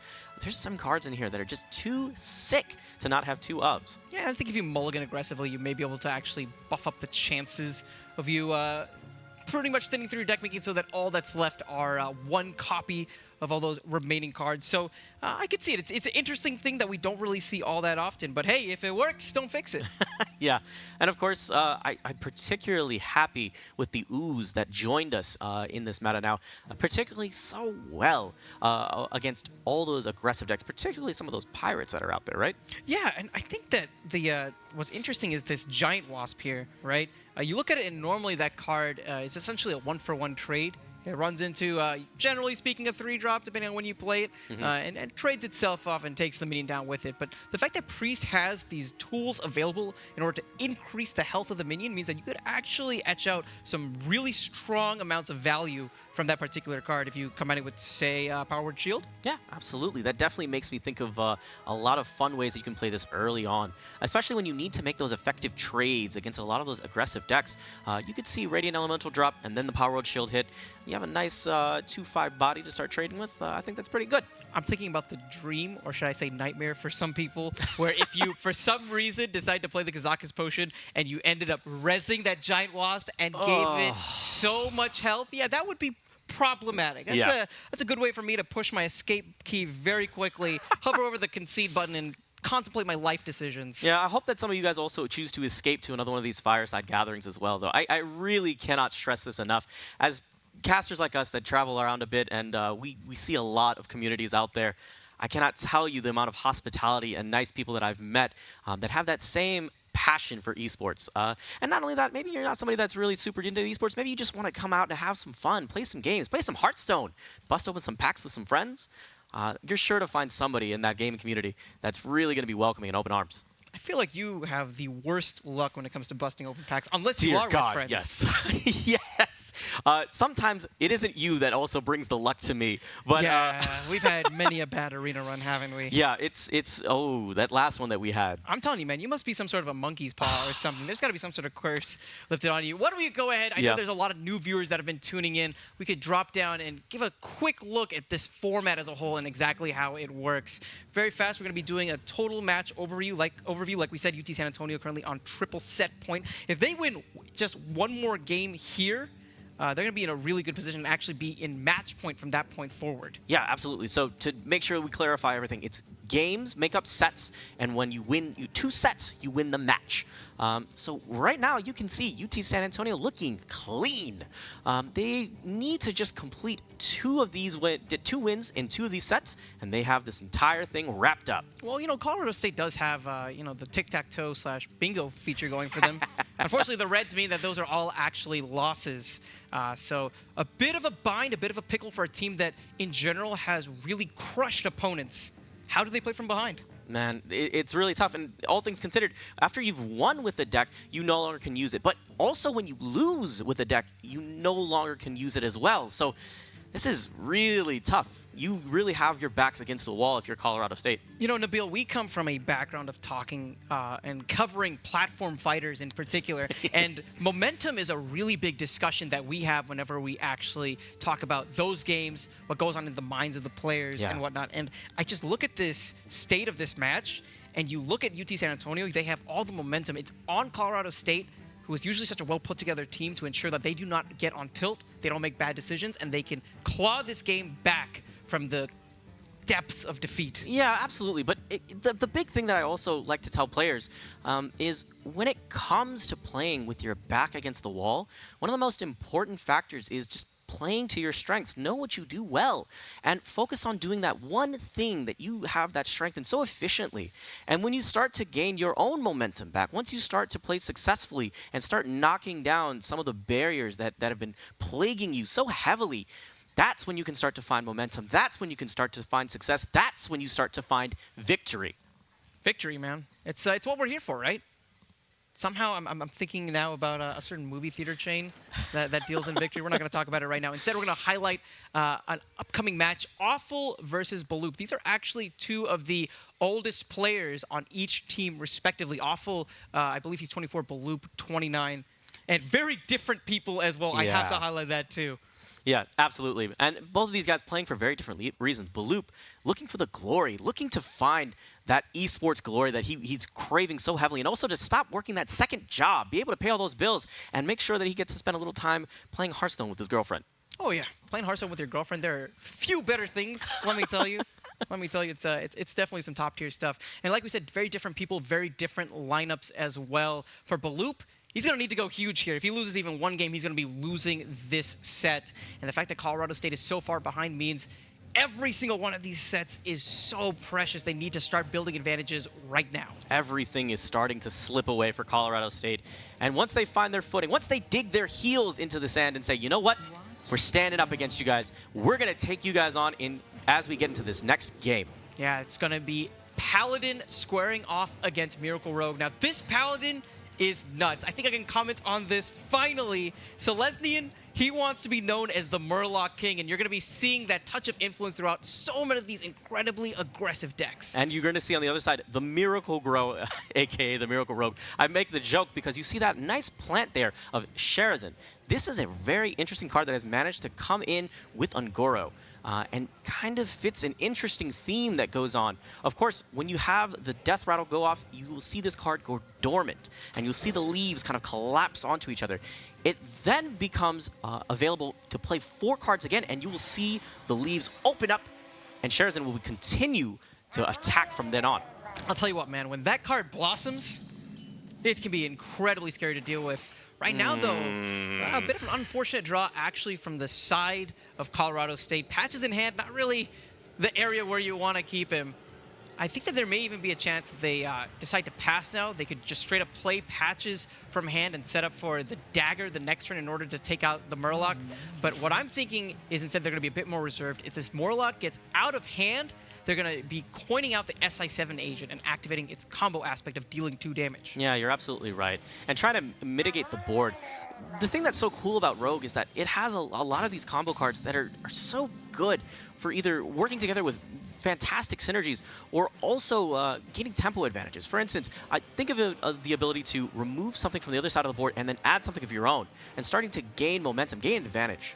I think that this is just a matchup, and this particular setting is so nice for UT San Antonio. They really prey on decks like these that maybe have a lot more options available in their hand because of that beautiful tool that is Divine Favor. It's going to allow them to refill their board after expunging all of the resources onto it. And you're absolutely right, Justin, because Rogue just coined out that SI agent and then removed the Murloc. Awful, of course, he's going to continue to slam down all these cards. The idea here is exactly what you touched on. Playing against a lot of these other decks that are so control-based, so much about holding on to these cards and then using them at their most valuable moments. And by doing that, you really start building up a ton of cards, and you can continue to slam them down and overwhelm your opponents. So a bit of a tough decision here. You can go for the Hydrologist, which has a pretty good amount of value. There is the chance of the Bluegill Warrior. Instead, going for the Vilefin Inquisitor. I like this because it has such a high health total relative to a lot of Murlocs, and plus, it actually transforms your hero power, where instead of you're summoning infantrymen, you're summoning Murlocs. Yeah, it's great. Goes with the synergy of the deck as well. There's a couple of other options that are available on Colorado State's side, though. So Swashbuckler, of course, giving you more answers, more things to work with. But this is kind of an interesting spot for some trades, right, Justin? Yeah, I think that right now the primary objective is probably trying to take out the Tidecaller more than anything else. It's a really big threat that will just continue to grow, whereas the Primal from Lookout is a bit more staple. Yeah, absolutely. Daggering up here, probably going to be using Face as well to slam Patches into the 3-2, and also using that dagger to remove it and maintain some board control here. Awful is going to draw into, let's see, ooh, Smuggler's Run. Interesting card here that we saw from the Mean Streets of Gajestan that helps buff up your hand, correct? Yeah, and they're actually going to be choosing to chain that with another very interesting card they have in their deck, Small Time Recruits, which allows them to draw 3 1-drops from their deck. Here, just having to use the Divine Favor, their hand actually is starting to get a bit clunky here because they have so many different draws and not as cheap of minions available as they maybe were expecting. And because Colorado State did a good job of wiping the minion presence, the Murloc presence off of the board of UTSA, they're not having value yet from the Gentle Megasaur. Yeah, you're absolutely right. And that's what's so important to this variant of Paladin, right? Think of it almost like a hunter in some sense. You want to play on curve, turn 1, turn 2, turn 3, and make smart trades and continue to maintain the board and then get massive benefits from it from cards like Murloc War Leader or Gentle Megasaur like you're talking about. But now we're drawing into a Cold Light Oracle. What do you think, Justin? I think it's kind of risky whenever you play against a Miracle Rogue, and they're constantly just looking for fuel to feed their fire as soon as they drop down that Gajestan Auctioneer. Yeah, I think that they're actually here maybe trying to make more out of a card like Divine Favor, perhaps, if they decide to play it. Because if you give your opponent more cards in hand and you have a card like Divine Favor, all of a sudden that liability becomes a bit of a reward, maybe even a stalemate if you want to get very technical about it. Man, Awful would be playing pretty aggressively by doing something like that, right? That's really flying by the seat of your pants in a lot of ways. Okay, Smuggler's Run coming out. I think this is the turn where he decides to put a lot more presence onto the board. Now by dropping the Cold Light Oracle, it actually checks the Sherazin and makes it so that that minion is going to be going dormant within the next turn. Oh man, here we go. And now we're getting the full value of the Murloc synergies. Now everything's really starting to piece together. You're starting to see Buffledin, but with that Murloc flavor.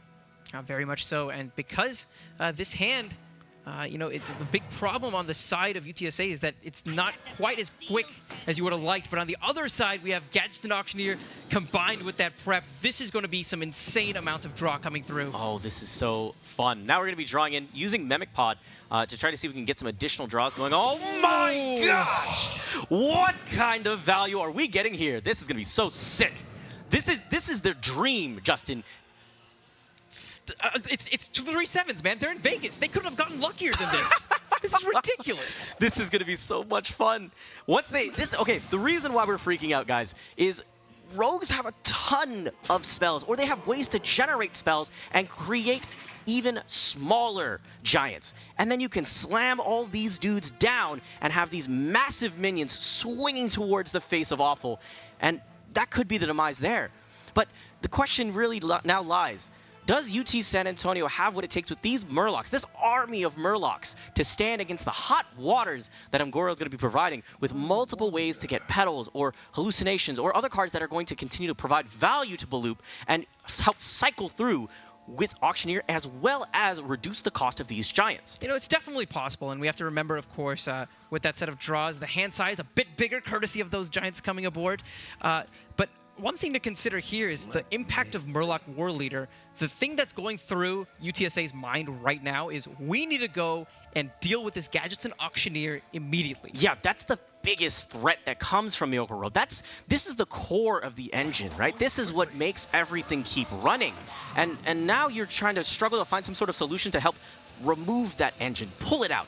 And maybe the question is, was it too late? Is it going to be, or is it going to be enough to stop these overwhelming amount of pressure that comes from it? Murloc War Leader coming in here, buffing up that Bluego just enough to make that trade. And now we have a fun situation drawing into Van Cleef, don't we? Yeah, you can have actually a pretty juicy turn here. And because this is a deck that is just so incredibly quick, more than anything else, you're going to be hard-pressed to find something like, say, Equality, perhaps, to come in and find some good trades. Of course, there's the other side of that coin. If they Gentle Megasaur and find Poisonous, this giant Van Cleef could just bite the dust. So a lot of thoughts, a lot of consideration going into whether or not they want to string together a pretty big turn. Oh, man. I could imagine creating a threat early on the board, especially considering you're seeing all these Murlocs really coming out here. Maybe the idea is you just remove these guys, maintain the board state, and then pop open Sharazin like you're seeing now, and you have a nice power of 10 on the board. Sorry, 9. Now the dagger's going away.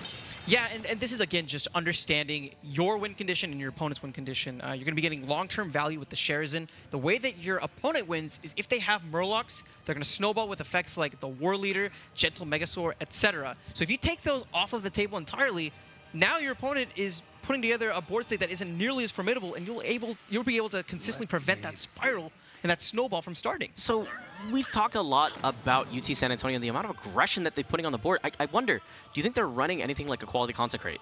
It could be a possibility, but I think that it's just way too slow, honestly, when you talk about the archetype that they're really running with here. With cards like Divine Favor, they're not looking to keep stuff in their hand for very long. Yeah. They're looking to dump out their hand and then refill as quickly as possible in order to never let the train stop. Yeah, these guys are definitely sprinting to the finish. Constantly slamming down cards, trying to find some sort of aggression.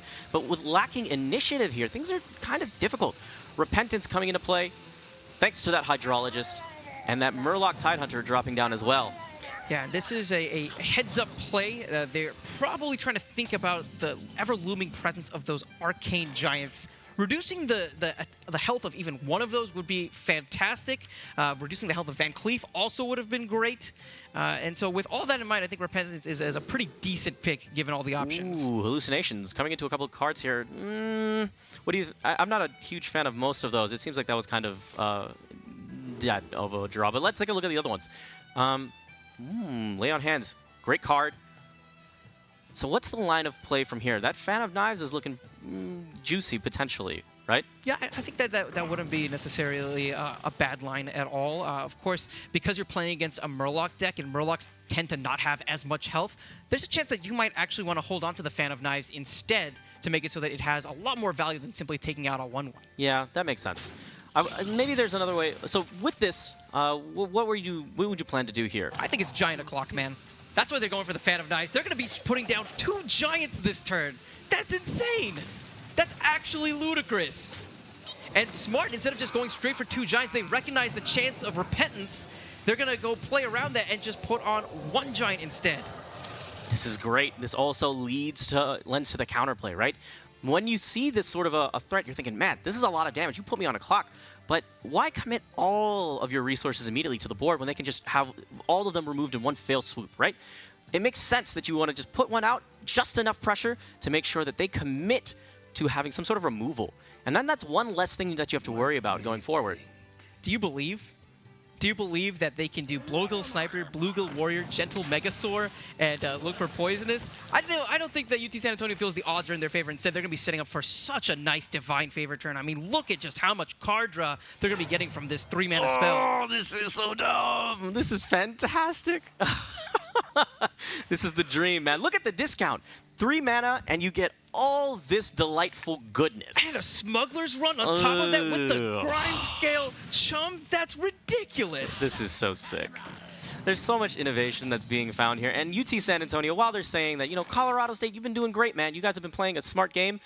We're going to show you what it's like to think ahead of the meta. You guys are playing something consistent. There's no doubt about it. And it's a great deck. But we're going to show you what happens when we all put our heads together and create some incredible play. That Sherazin, of course, laying dormant right now. It's going to take 3 more cards to be played this turn before it blossoms once again. So this might be the turn that they go off with a Van Cleef. That Swashbuckler going to be proccing the Noble Sacrifice. And I don't know if this is when you start to get a bit more aggressive. You start pointing that Giant to face, or if you're going to be deciding to clean up the minion presence here. Well, considering that you could get Sherazin later on, I see the value of also trading here and then removing the board. So you have Sherazin coming out pretty much uncontested. Yeah, I mean, why not both? Set up for as big of a board as possible. Look at this, 2 Giants. Oh, let's go, and baby. A Van Cleef while proccing the Sherazin. Oh. I think that's GG no re. What do you even do against this board? There's actually just an insane amount of value. I don't even think Amara would save you in this position. No one man should have all that value, Justin. This is absolutely ridiculous. UT San Antonio is going to look to see if they can find some sort of answers, but with an army of these small Murlocs that have been buffed up, given a little bit of those superpowers, some of that super serum, but it doesn't look like it would be enough. What do you think that they could do, you think, Justin? There's the escape button. I think that's probably maybe bringing the most value to them. Instead, they're looking for their actual possible out. They want Poisonous here, and they're not going to get it. Taunt. I mean, it's not bad, but at the same time, because they're such low health minions, they're going to be cleaned up pretty easily by what this rogue deck is packing. Yeah. Let's see. They're thinking. They're definitely going through it. Maybe they're thinking, what are the other options? What are the other outs that we have available? I don't know. I think my first play is looking the most tempting. Yeah, I think Taunt is evil. Taunt makes sense here. They're not going to be having enough damage, really. They're going to be trying to at least get 1 value trade out of this. We can definitely see it's just way too much damage on the other side of the field. Colorado State getting such a crucial victory in such a dominating fashion. And this is the Colorado State that is so reminiscent of their bracket play, Debs. They have found their groove. While we saw a lot of interesting choices, a lot of innovation, a lot of cool thoughts coming from UT San Antonio, the consistency that we saw from Colorado, they found their groove and they brought it back. Man, those Giants were so sick. Oh my God, what luck. There were so many moments where me being a bit more on the aggressive side, I'd be thinking, don't use that Giant. Don't clean up a 3-2. Just go straight to face. But I think it was actually that little bit of reserve that they had that ensured that they could put out their entire hand, have the royal flush of a sequence at the end there, and say checkmate. Now, that's just 3 different games all spawned into one. But right now, let's go ahead and take a look at these 3 different sets that are ongoing. So now Colorado actually getting onto the board. We saw Baloop getting one in his set, so that's actually going to be a tiebreaker game coming through on that side between the Hunter and the Mage. And Kibler said it himself, Mage this tournament has actually been underperforming despite being a very strong class in the metagame. Yeah, you're absolutely right. We're going to be getting into set 2, game 2 next, where we're going to be seeing Selesnyan take on Rem. I don't know. This seems like this is going to be a fun match. We saw Rem earlier rocking that aggro druid and eventually running out of gas against Selesnyan's Hunter. That being said, I think this is going to be a very different matchup. And Paladin has seemed like one of those classes that while it struggled in the previous meta, now that we have Ungoro and a handful of sick cards that came into the meta, Paladins has made a incredible comeback from being one of the worst classes to, I think, one of the best. Yeah, and it's a pity that we didn't really get to see too much more. I thought the aggression that would be coming out from the side of UT San Antonio would have overwhelmed the Miracle Rogue, but wow, when you make a board state like that at the end of the game, clean them up. God, that was so sick. Those are the moments that I love seeing so much in Hearthstone. I mean, when I love it when a good plan comes together, right? And especially when that plan involves massive minions all slamming themselves into your opponent's face.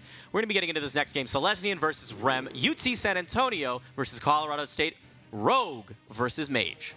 Now, we saw at the end of that game the power of the specific type of Miracle Rogue, the flavor of Miracle Rogue that we saw from Colorado State. You had the Giants, you had the Sherazin, all kind of working together to make a really big board state.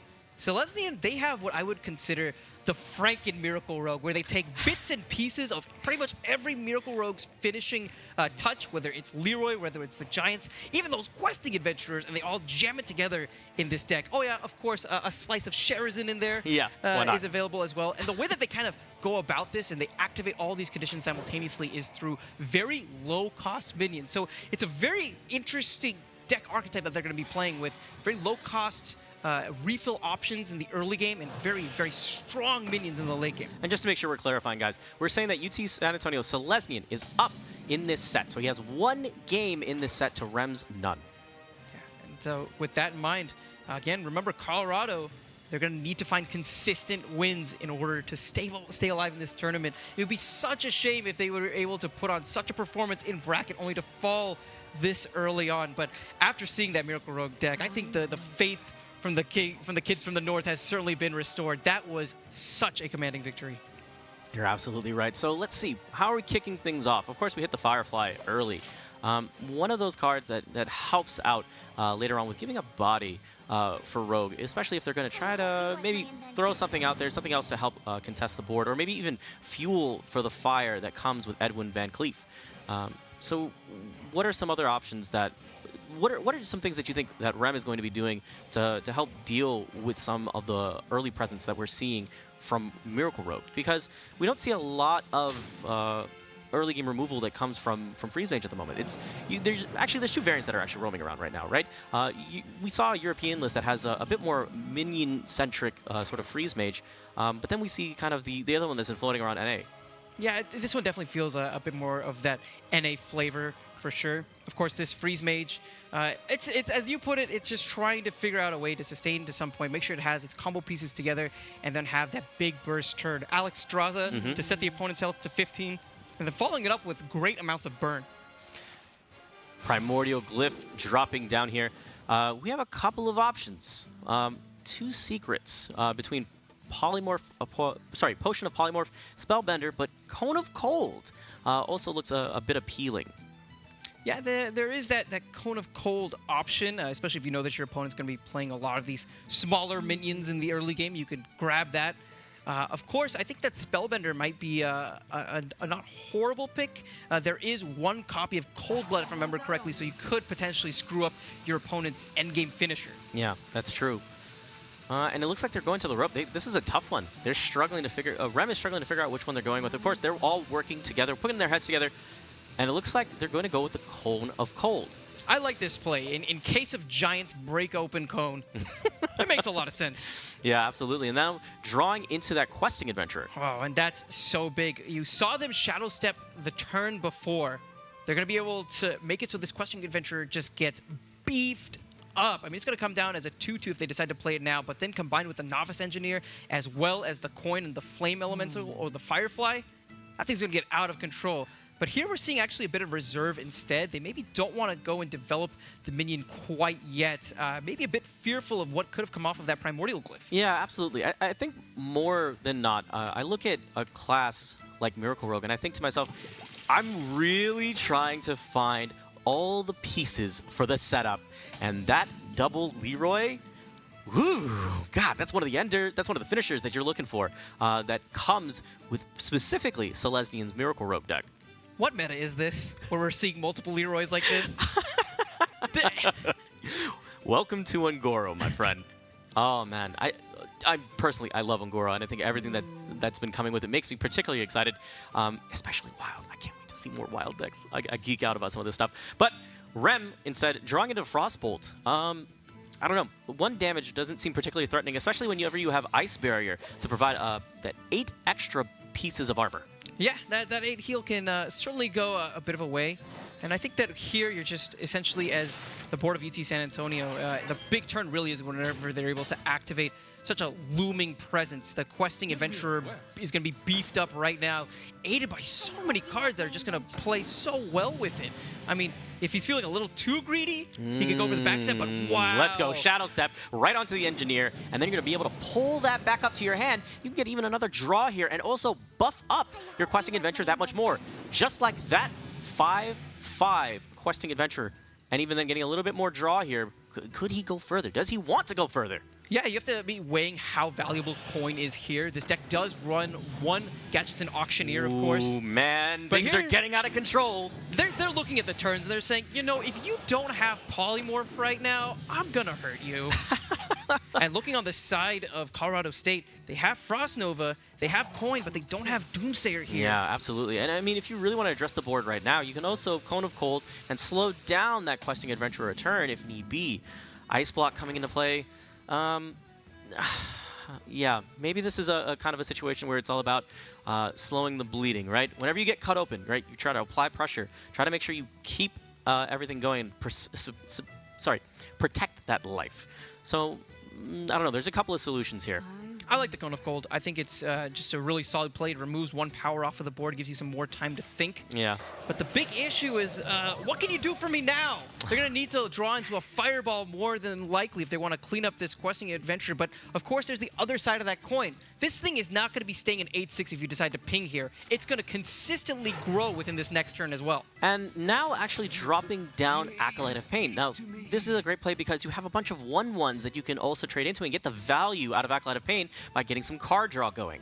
Now, Van Cleef coming to Selesnyan's hand. He's got a couple decisions here.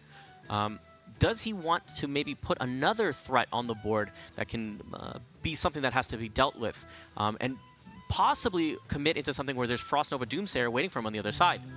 Yeah, that's definitely what he's thinking of right now, but I think the fact that we didn't see a Doomsayer follow-up in that last turn gives UTSA the read that they don't have Doomsayer to worry about here. So maybe he'll be feeling a little a bit of bloodlust. He might be pointing those backstabs straight to his Flame Imps instead. Yeah. Well, or Fire Elementals, Flame Elementals. I've been playing too much Warlock lately, man. yeah, That's my problem. Yeah. Come out, explore some other of these decks. But are we going to be seeing Leroy Jenkins? Yes, it definitely looks like it. Leroy hitting the field, and right now their goal is just to put Colorado State on the clock right now by putting out so much damage, making this ever-looming board presence. Of course, the main point of power, again, is that Questing Adventurer. And I thought for a minute they maybe were going to just use the backstep just to buff it up a bit more and get it out of range of that Fireball ping range. But of course, because we saw the coin come out in the last turn, they don't need to worry about that this time around. Colorado State drawing into Alex Straza, and exactly what I was talking about earlier, trading into that 1/1, getting a bit of value, finding Blizzard on the other end of it. But there's no Doomsayer here, Justin. Yeah, but they do at least have a Frostbolt to deal with the Leroy. They're going to be digging now. Not finding the Doomsayer. Yeah. The Frost Nova is just going to be procced alone. They know that they need time more than anything else in this particular spot. They have Blizzard to follow up on that next turn. Yeah, and Blizzard's going to be able to throw a bit of damage around and also freeze some of these minions as well. Particularly, that Questing Adventure is really threatening. But now we draw into another Questing Adventure, in case the first one wasn't threatening enough. So what do we do here? There's a couple options, right? Do you want to take the chance and put out Van Cleef, put out Questing Adventure, and maybe buff them up? Because you do have a couple of lower cost you also have a Flame Elemental in hand that could use to buff up that Questing Adventure, both of them in fact. Honestly, I don't think that this is necessarily a Van Cleef turn. I think you might want to be holding on to that for when you could really activate the backstabs and make a much juicier target as a whole. Instead, I kind of like this board play. It's a bit awkward for the mage to deal with. It doesn't really fare well if you decide to Flame Strike it because that 10 health that's sitting on that Questing Adventure, but the Blizzard here is at least going to be giving them the stall necessary in order to continue with this game. Yeah, that's what it's all about, right? Just continue to sustain, buy your time, and see if you can get off that Alex and eventually follow it up with that Pyroblast that's waiting in your hand. I'm not sure what... Maybe there's an alternative play here, though. Actually, no, Blizzard, just going straight into it. Yeah, I think this is just what you have to do. Yeah. And this is definitely a scenario where the night is darkest before the dawn if you're looking on the side of Colorado State. Look at the differences in hands here. If UT San Antonio commits too much and they end up getting Frost Nova Doomsayer here, that puts the game right back in the favor of Colorado. So they're just biding their time here, waiting for answers. But the ever-growing level of threats here says otherwise. Yeah, absolutely. It seems like Colorado State has done a great job of just cutting down the threats that have been coming. And not only that, if you really need to start slowing down that individual target, you also have that Frostbolt there as well. So maybe let's look at Selesnian and figure out where we can go next. Are there any lines of play that you particularly like? We'll have a couple of lines, but unfortunately, it also comes to the cost of a couple of technical difficulties. Apologies again for the folks at home that are watching. It's technology, man. Yeah. It started off with my computer, and I feel like that bad luck has transversed into the folks that are present in the arena as well. Man, this is why we can't have nice things. Stop breaking everything, Justin. God. Oh, you're blaming it on me? You're blaming it on me now? Yeah. I'm telling you, you're the monkey spot, man.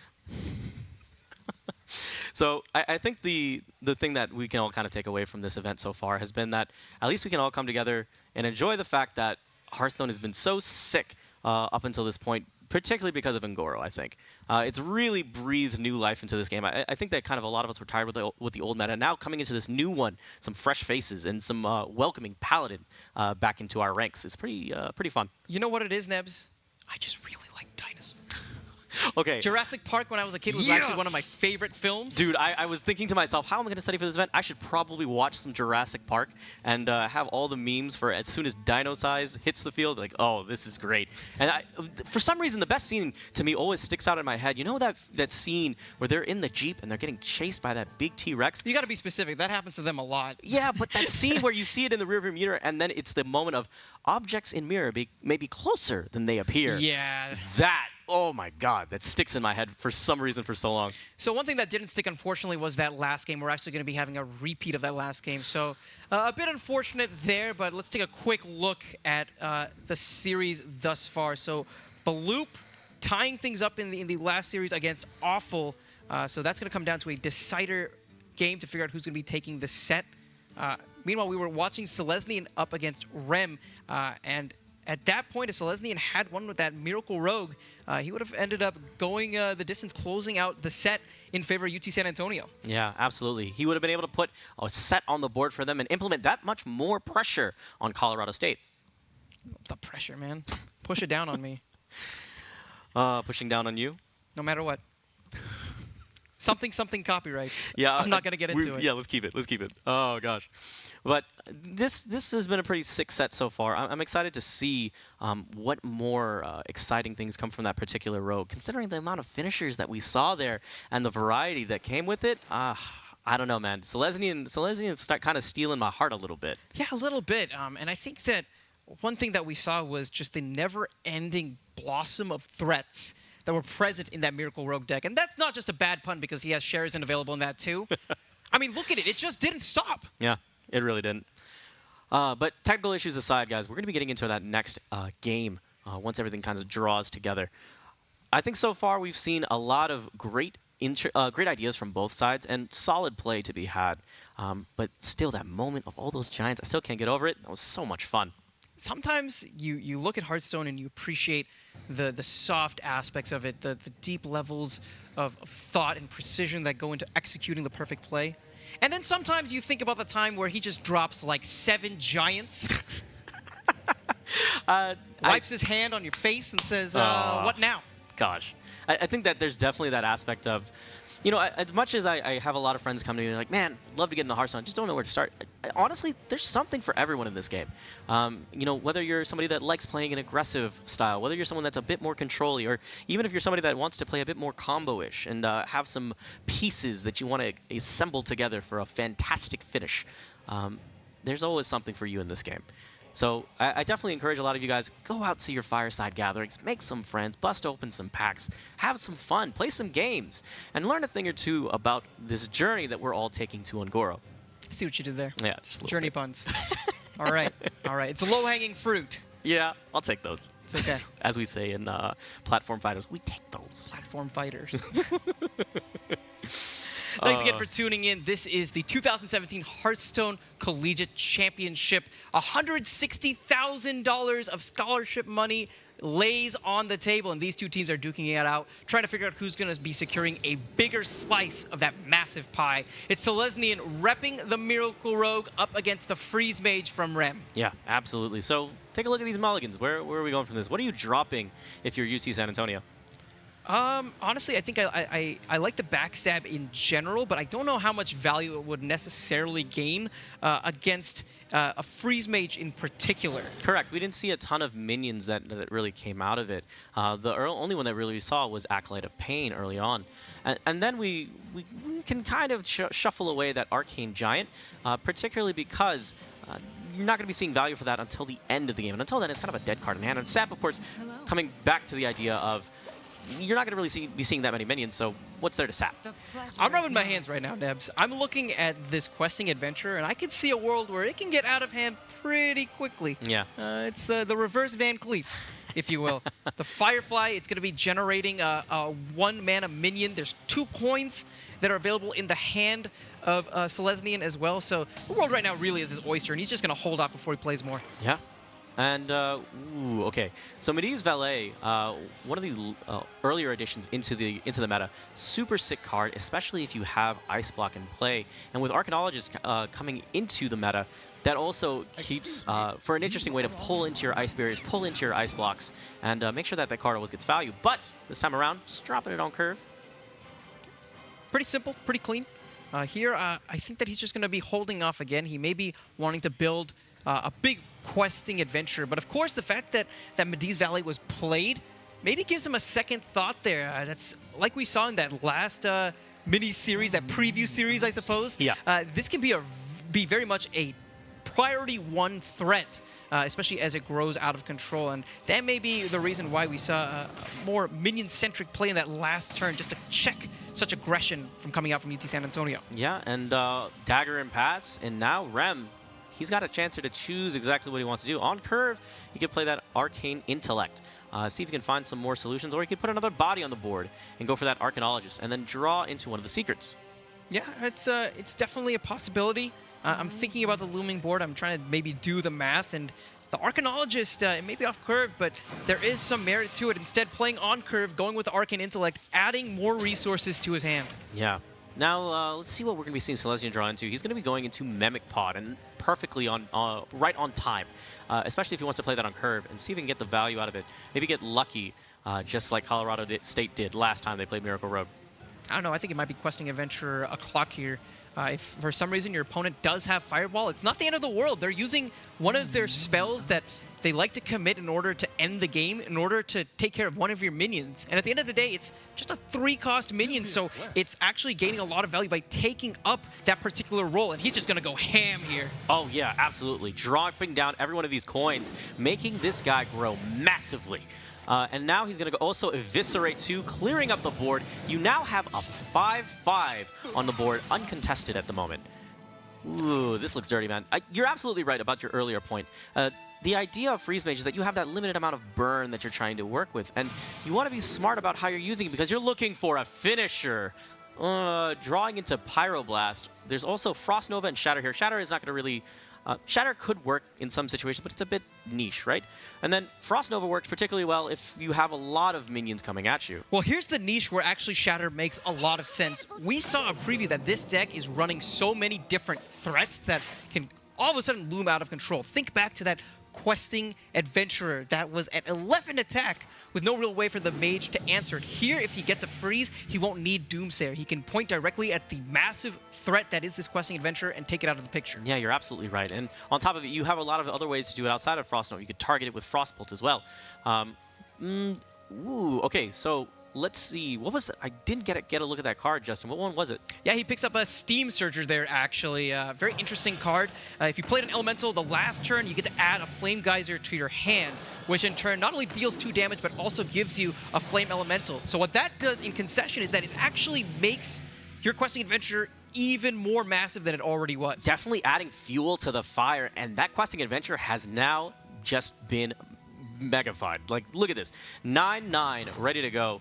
And we're trying to see if we can even just go straight for the face and continue to put Colorado State on a clock. And no Frost Nova, though, to go with that Doomsayer. Unfortunately, if they had taken that off of the Primordial Glyph, this would be a very different story. This is, again, just a tough turn. They can play the Doomsayer here to effectively heal them 9 because they'd be forcing that Questing Adventurer to trade into it. And I think that is the line of play that they're really going with. They have the barrier up as well for a little bit of extra health recovery here, but that Steam Surger is going to generate some pretty nice value. And now drawing into Shadow Step. That card, Shadow Step is great for whenever you want to really combo some things together and get some get additional value out of it. Swinging forward with that with that Firefly, proccing the Ice Barrier. But now Selesnyan has a couple of decisions to make. So he's going to have to run the 9/9 into the Doomsayer, correct? Yeah, that's happening every single time. But then what happens afterwards, right? So Steam Surger hitting the board, and now we're getting the Flame Geyser. Flame Geyser, of course, 2 mana, 2 damage, and then adding a 1/2 elemental into your hand. Even more fuel to add to that Questing Adventurer's Fire. Now, there was a small chance that he could have maybe Shadow Stepped back the Firefly, but I think what he may be aiming to do is to hold on to it. Right now, having this a presence that large doesn't really do anything because he's not able to activate that much damage in that particular turn. Instead, I think he's probably going to hold off, just wait 1 turn, and then really juice up his Questing Adventurer even more. Rem right now praying to see if he can find some sort of solution here. Frostbolt coming into play. That's going to be exactly what he needs to take down that Questing Adventurer. Now that because he drew into that Frostbolt, he's going to have a great use of Shatter here. And UT San Antonio is not going to know what they just ran into. That's so heartbreaking for UT San Antonio, and so forward-thinking if you're Rem here, because Shatter, like you would have thought, it's not really a card that is really that valued at all. I mean, I'm struggling to think of any decks that run it, but whoa! Oh my gosh, are you kidding me? What? It's the sequel, Nabil. Questing Adventurer back for his encore performance here. Let's go! And we're gonna get the party started with Shadow Step. Bouncing that Firefly back to hand, you're going to get another 1/1 back to your hand to use later on and continue to add fuel to the Questing Adventurer's Fire. Yet again, all that gasoline, man, just because of so many ways to add cards back to your hand, find more ways to play cards, and then continue to buff Questing Adventurer. And after this one's gone, guess what? We got another one waiting to party. Another one. Another one. Another one. Another one. Fireball picked up in the hand of Colorado State. Keep in mind that this deck does not run Flame Strike. Otherwise, this would be a delicious board. I mean, that is a Michelin star board right there. I would eat that up. Juicy. But on the other hand, what do we have? We have Antonitis, but playing that on curve doesn't really work out that well.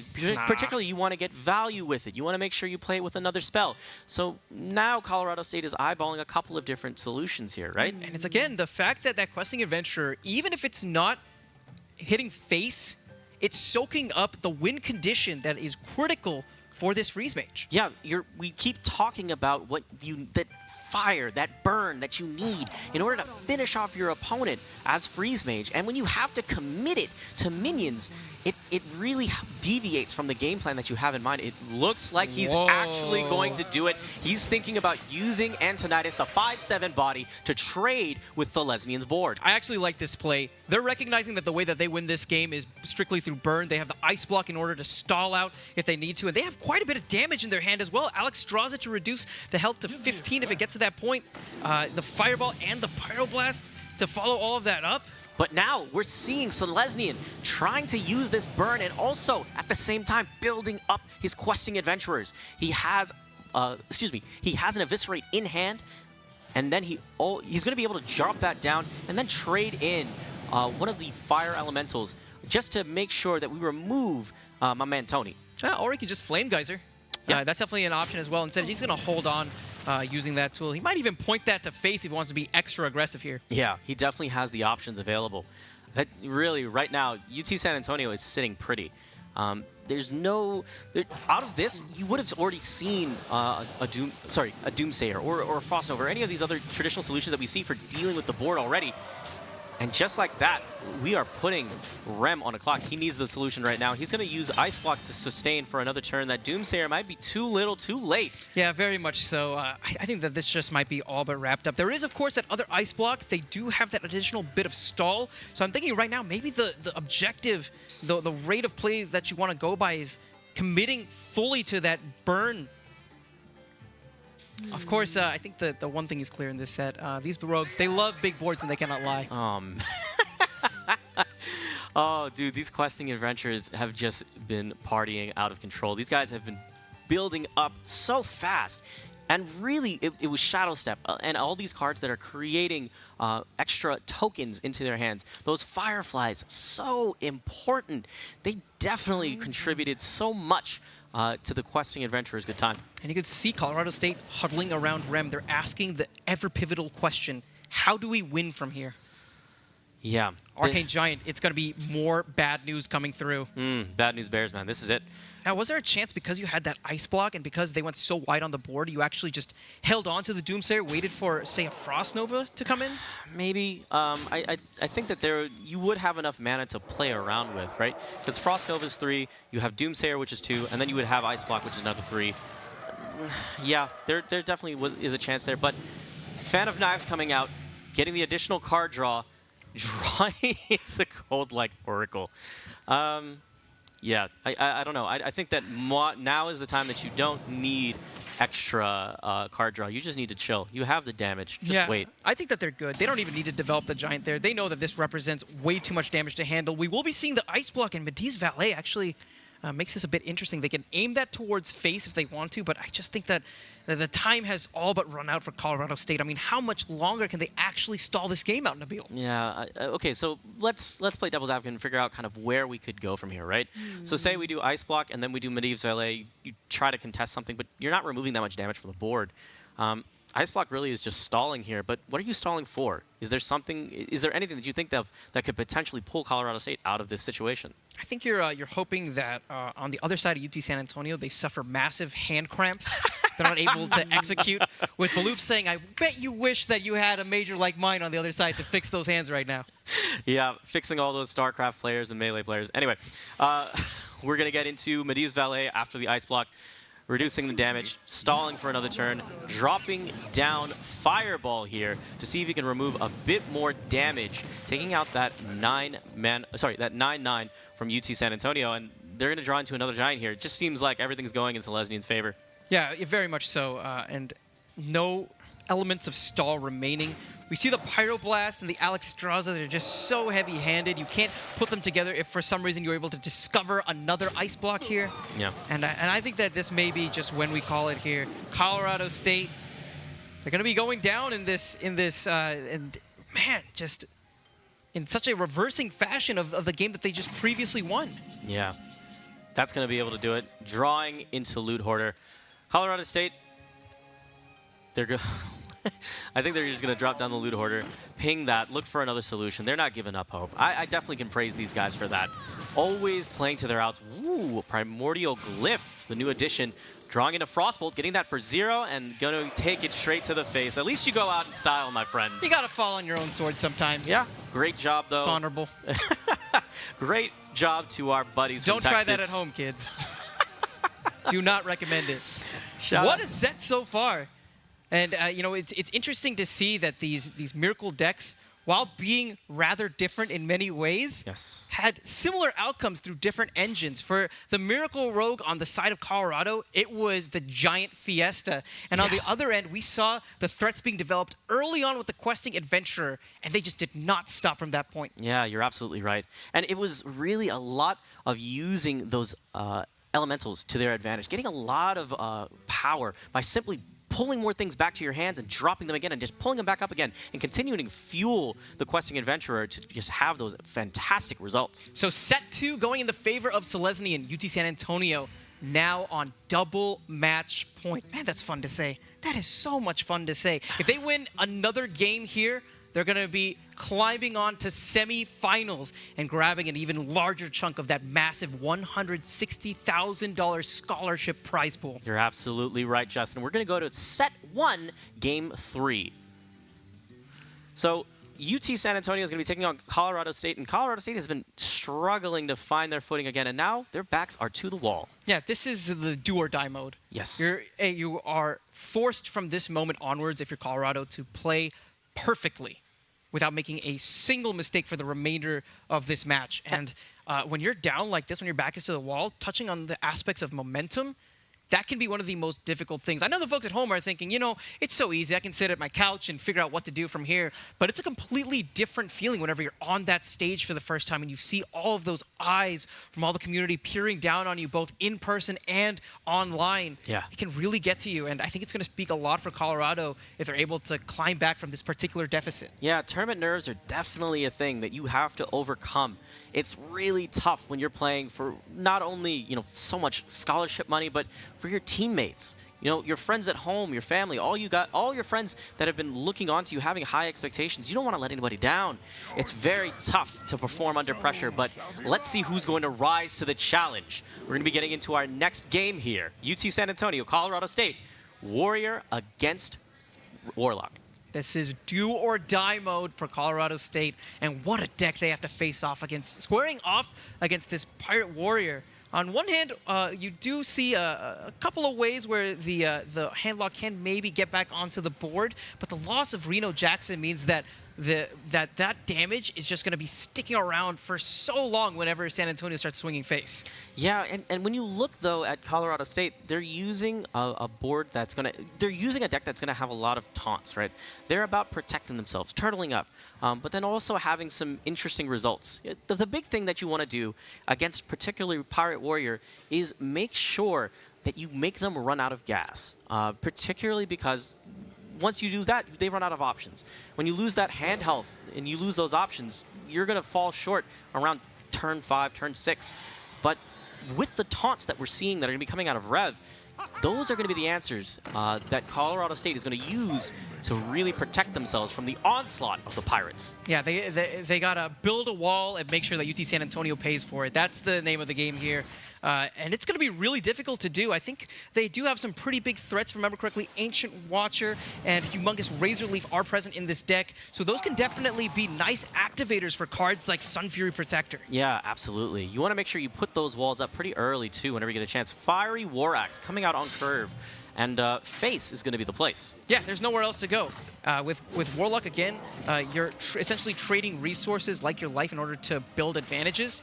You want to really quickly take tap off of the table. You want to make that such a liability. And I don't think Colorado State really is even going to be pushing that hero power for a majority of this game. Now, you're also seeing a couple of options here. You could see Earthen Ring Farseer come down, heal face, and then trade, or you could also see Dirty Rat hit the field, which is a lot more likely. No. But the problem is you are gambling. Oh, gosh. That was actually the best case scenario of all the things. Because you want to pull out minions that have the battle cry, and they don't actually get to activate it, so instead you just get the body. But neither of these guys are going to be able to trade into a 2/6 body cleanly, so you're going to sack one of these minions in order to get what you want. But having Frothing Berserker will then quickly buff it all up when you see these minions trade into this Dirty Rat. Yeah, this is scary, and there isn't an answer on the side of Colorado State to actually deal with a Frothing Berserker. This is one of those minions when, if left unchecked, will outright win you the game. Yeah, this is one of the minions that spirals out of control. That's a perfect example for it. And now you're kind of struggling to find a clean answer to this. What do you think is the best choice here, Justin? It's tough. You're looking at a hand. You need pocket aces, and you just have garbage, essentially, in this particular situation. They don't have the big bodies that they're hoping to taunt up later on. They're probably just going to have to Earthing Ring Farseer here. Of course, there is a chance they might dig for something like Soulfire in order to take the Frothing Berserker off the table, but everything just looks very punishing if you're Colorado State. Yeah, 8 power represented on the other side of the board, putting Colorado State in a really tough predicament. Right now, thinking about dropping Earthen Ring Farseer over Healing Face, and then trying to see if you could trade with some of the minions, particularly that Bloodsail Cultist. But there's the problem that lies with that as well. This next turn, Yolkians is going to just probably trade in the Bloodsail Corsair.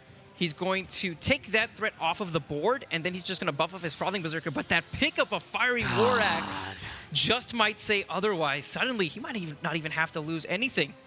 But instead, I think I like this play. He's going to be developing more power onto the board and make things even more threatening for Colorado State. They need to find some answers quickly, and I just don't know if their deck can deliver. No, this seems really tough. You've put Colorado State on a very short clock. Drawing into Mortal Coil here, you could use that to remove our buddy Patches and then see if you can draw into another solution, but you would be playing with 3 mana, or 4 if you actually coin something out. He's your buddy, man. I didn't invite him to this party.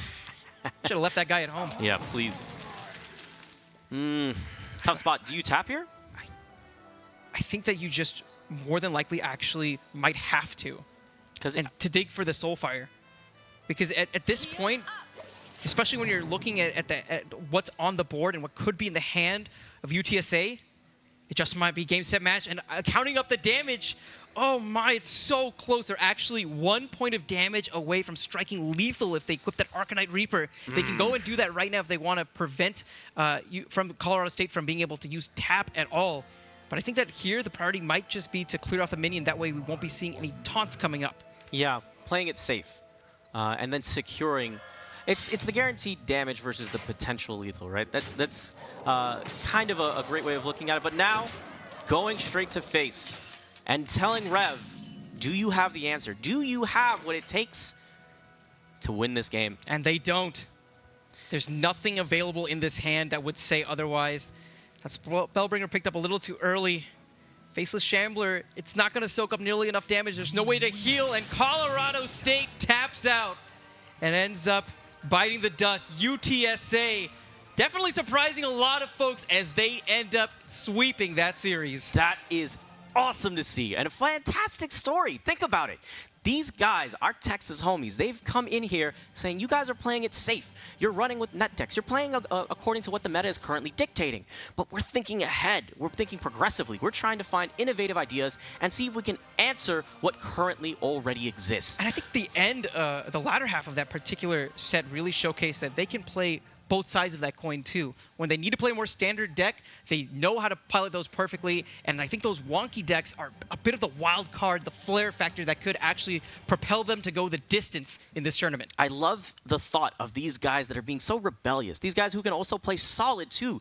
They're saying, you know what, we're tired playing exactly what everybody else is doing. Let's think of some cool ideas. I loved seeing the execution, though. You're absolutely right. As much as they feel like they're being rebellious and coming out with all these other ideas, like you would think that those kind of people would be unorganized or maybe not even think of all the options that are there. But clearly, UT has been thinking about everything that's been going on in the meta and how we can answer it. Checkmate. I'm so excited to see what they're going to bring against their next opponent. Let's go ahead and take a look at how things had transpired overall. We saw the set wins coming out with Selesnian and Yolkians clutching it out on top. It was a 2-1 victory for Yolkians in the first set, and Selesnian with the sweep. I'm actually sad we didn't get to see the Shaman come out. That thing is so much fun to watch. We've seen a variant of it before in the round of 16, if I remember correctly. And to see it again on this particular stage would have been so much fun. Yeah. Colorado State, unfortunately, their journey ends here, but they're not going home empty-handed. They're definitely getting a nice portion of the $160,000 scholarship prize pool. Man, from 800 all the way down to 8, soon to be 4 for our top 4 tomorrow. But right now, let's go ahead and throw it down to Frodan, who has an interview with our winner. Thank you very much, JV and Neptune, joined by the winners from San Antonio. First of all, let's go ahead and get it out of the way. I've been shaking everyone's hand awkwardly, so you're next in line. Congratulations. Oh, wow. He made that really awkward. Thank you so much for joining. Oh, you want a handshake, too? Yeah, I would like one as well. I'm not going to leave you out either. That's right. That's right. It's a team effort. It's a team effort here in Tespa. Congratulations, guys. It was a really hard-fought series. I feel like you guys definitely showed some really good play. What are some of the games that stood out to you? Certainly, Miracle Rogue. It's definitely a little bit different. We just have a different variant with a lot more options in terms of big, juicy dudes to get out there with the questing adventurers, the Edwin Van Cleefs, the Giants. That's more of the game plan. That's where you have like the Fireflies and the things like that to just really buff them up. And also seeing that we had to go again at it with the restart, but we were still capable of finding that game plan that could really stomp on Mage, and that felt really good. Absolutely, and I think a lot of people were targeting Questing Rogue. It's just one of the decks to beat in a lot of the formats, especially on ladder. But you guys are bringing an old school variant of Rogue, which is really cool. And also, you guys mentioned that something wasn't shown on stream, but they were seeing some Murloc Druid action, which used to be a common meme. People used to go onto the subreddit or like forums and say, "I'm a new player. What deck should I play?" And people would always joke around saying Murloc Druid, but that's actually a thing for you guys. Oh, for sure. I think that the thing about Murloc Druid, it's for me been the most successful deck laddering. I got a good 61% win rate, so I am confident statistically. It's not just a fun meme deck. It is a fun meme deck, but it's also dominant in my opinion. In our matchup that we had with it, we got a good win. It was solid. Some lucky draws for sure, but it showed its stuff, so that's good. Absolutely. And I guess the last question goes to Awful, actually. A lot of chat's really interested because they think that you have so much swag with all the tattoos and stuff. What's the secret, man? Are you trying to send a message with all the cool persona that's coming out of here? Don't get tattoos until you're really old. You'll regret them. Promise. All right, a message for all the kids. Stay in school and don't get tattoos. Well, congratulations, guys. You're going to the semifinals with Dana number 2. San Antonio, your third quarterfinalist advancing. And that does it for here on the interview floor. We're going to head up to our casters to wrap up and prepare for our last match of the day. Is that just the theme so far? Kids, don't try this at home? This is way too good. This is way too good. Oh my gosh, these guys, always entertaining. I'm super pumped to see Texas continue further in this bracket. The homies. But Colorado State, I think, had some really amazing performances. I'm thinking about the massive string of giants that they were able to lay out while simultaneously activating Sherazin. I mean, what a moment. And those, like you said, Nebs, are the reasons why we love this game so much, and we love watching and tuning in to this game so much. And so why don't we really quickly take a recap on this bracket, the journey thus far and what lies ahead. Shawnee State and Poly Montreal with wins will be facing each other tomorrow morning in semifinals, and UT San Antonio advancing to semis as well. But who will they play? UC Riverside and Rutgers. They're about to play, and we're about to figure out who's going to be the opponents to deal with this wonky team. Yeah, absolutely. I'm really looking forward to seeing Rutgers play in particular. There's going to be some interesting matches tomorrow, but tonight, right after this, you're going to be getting into a fantastic showdown between those two. I think we've seen a lot of interesting decks so far. We've seen a lot of entertaining players and personalities. I think this event has been a fantastic success, and we've really seen that coming together over Hearthstone, having fun, kicking back, and showing that we all can come together, play some Hearthstone, enjoy some esports, and fight over a large sum of money, but also find a bit of community at the end of the day. Very much so, very much so. We started off again with 800 teams. We narrowed it down to 8 at the beginning of this day, and so far 3 of those teams have been sent home. We're going to find out who's going to be joining UT San Antonio tomorrow in semis when we come back.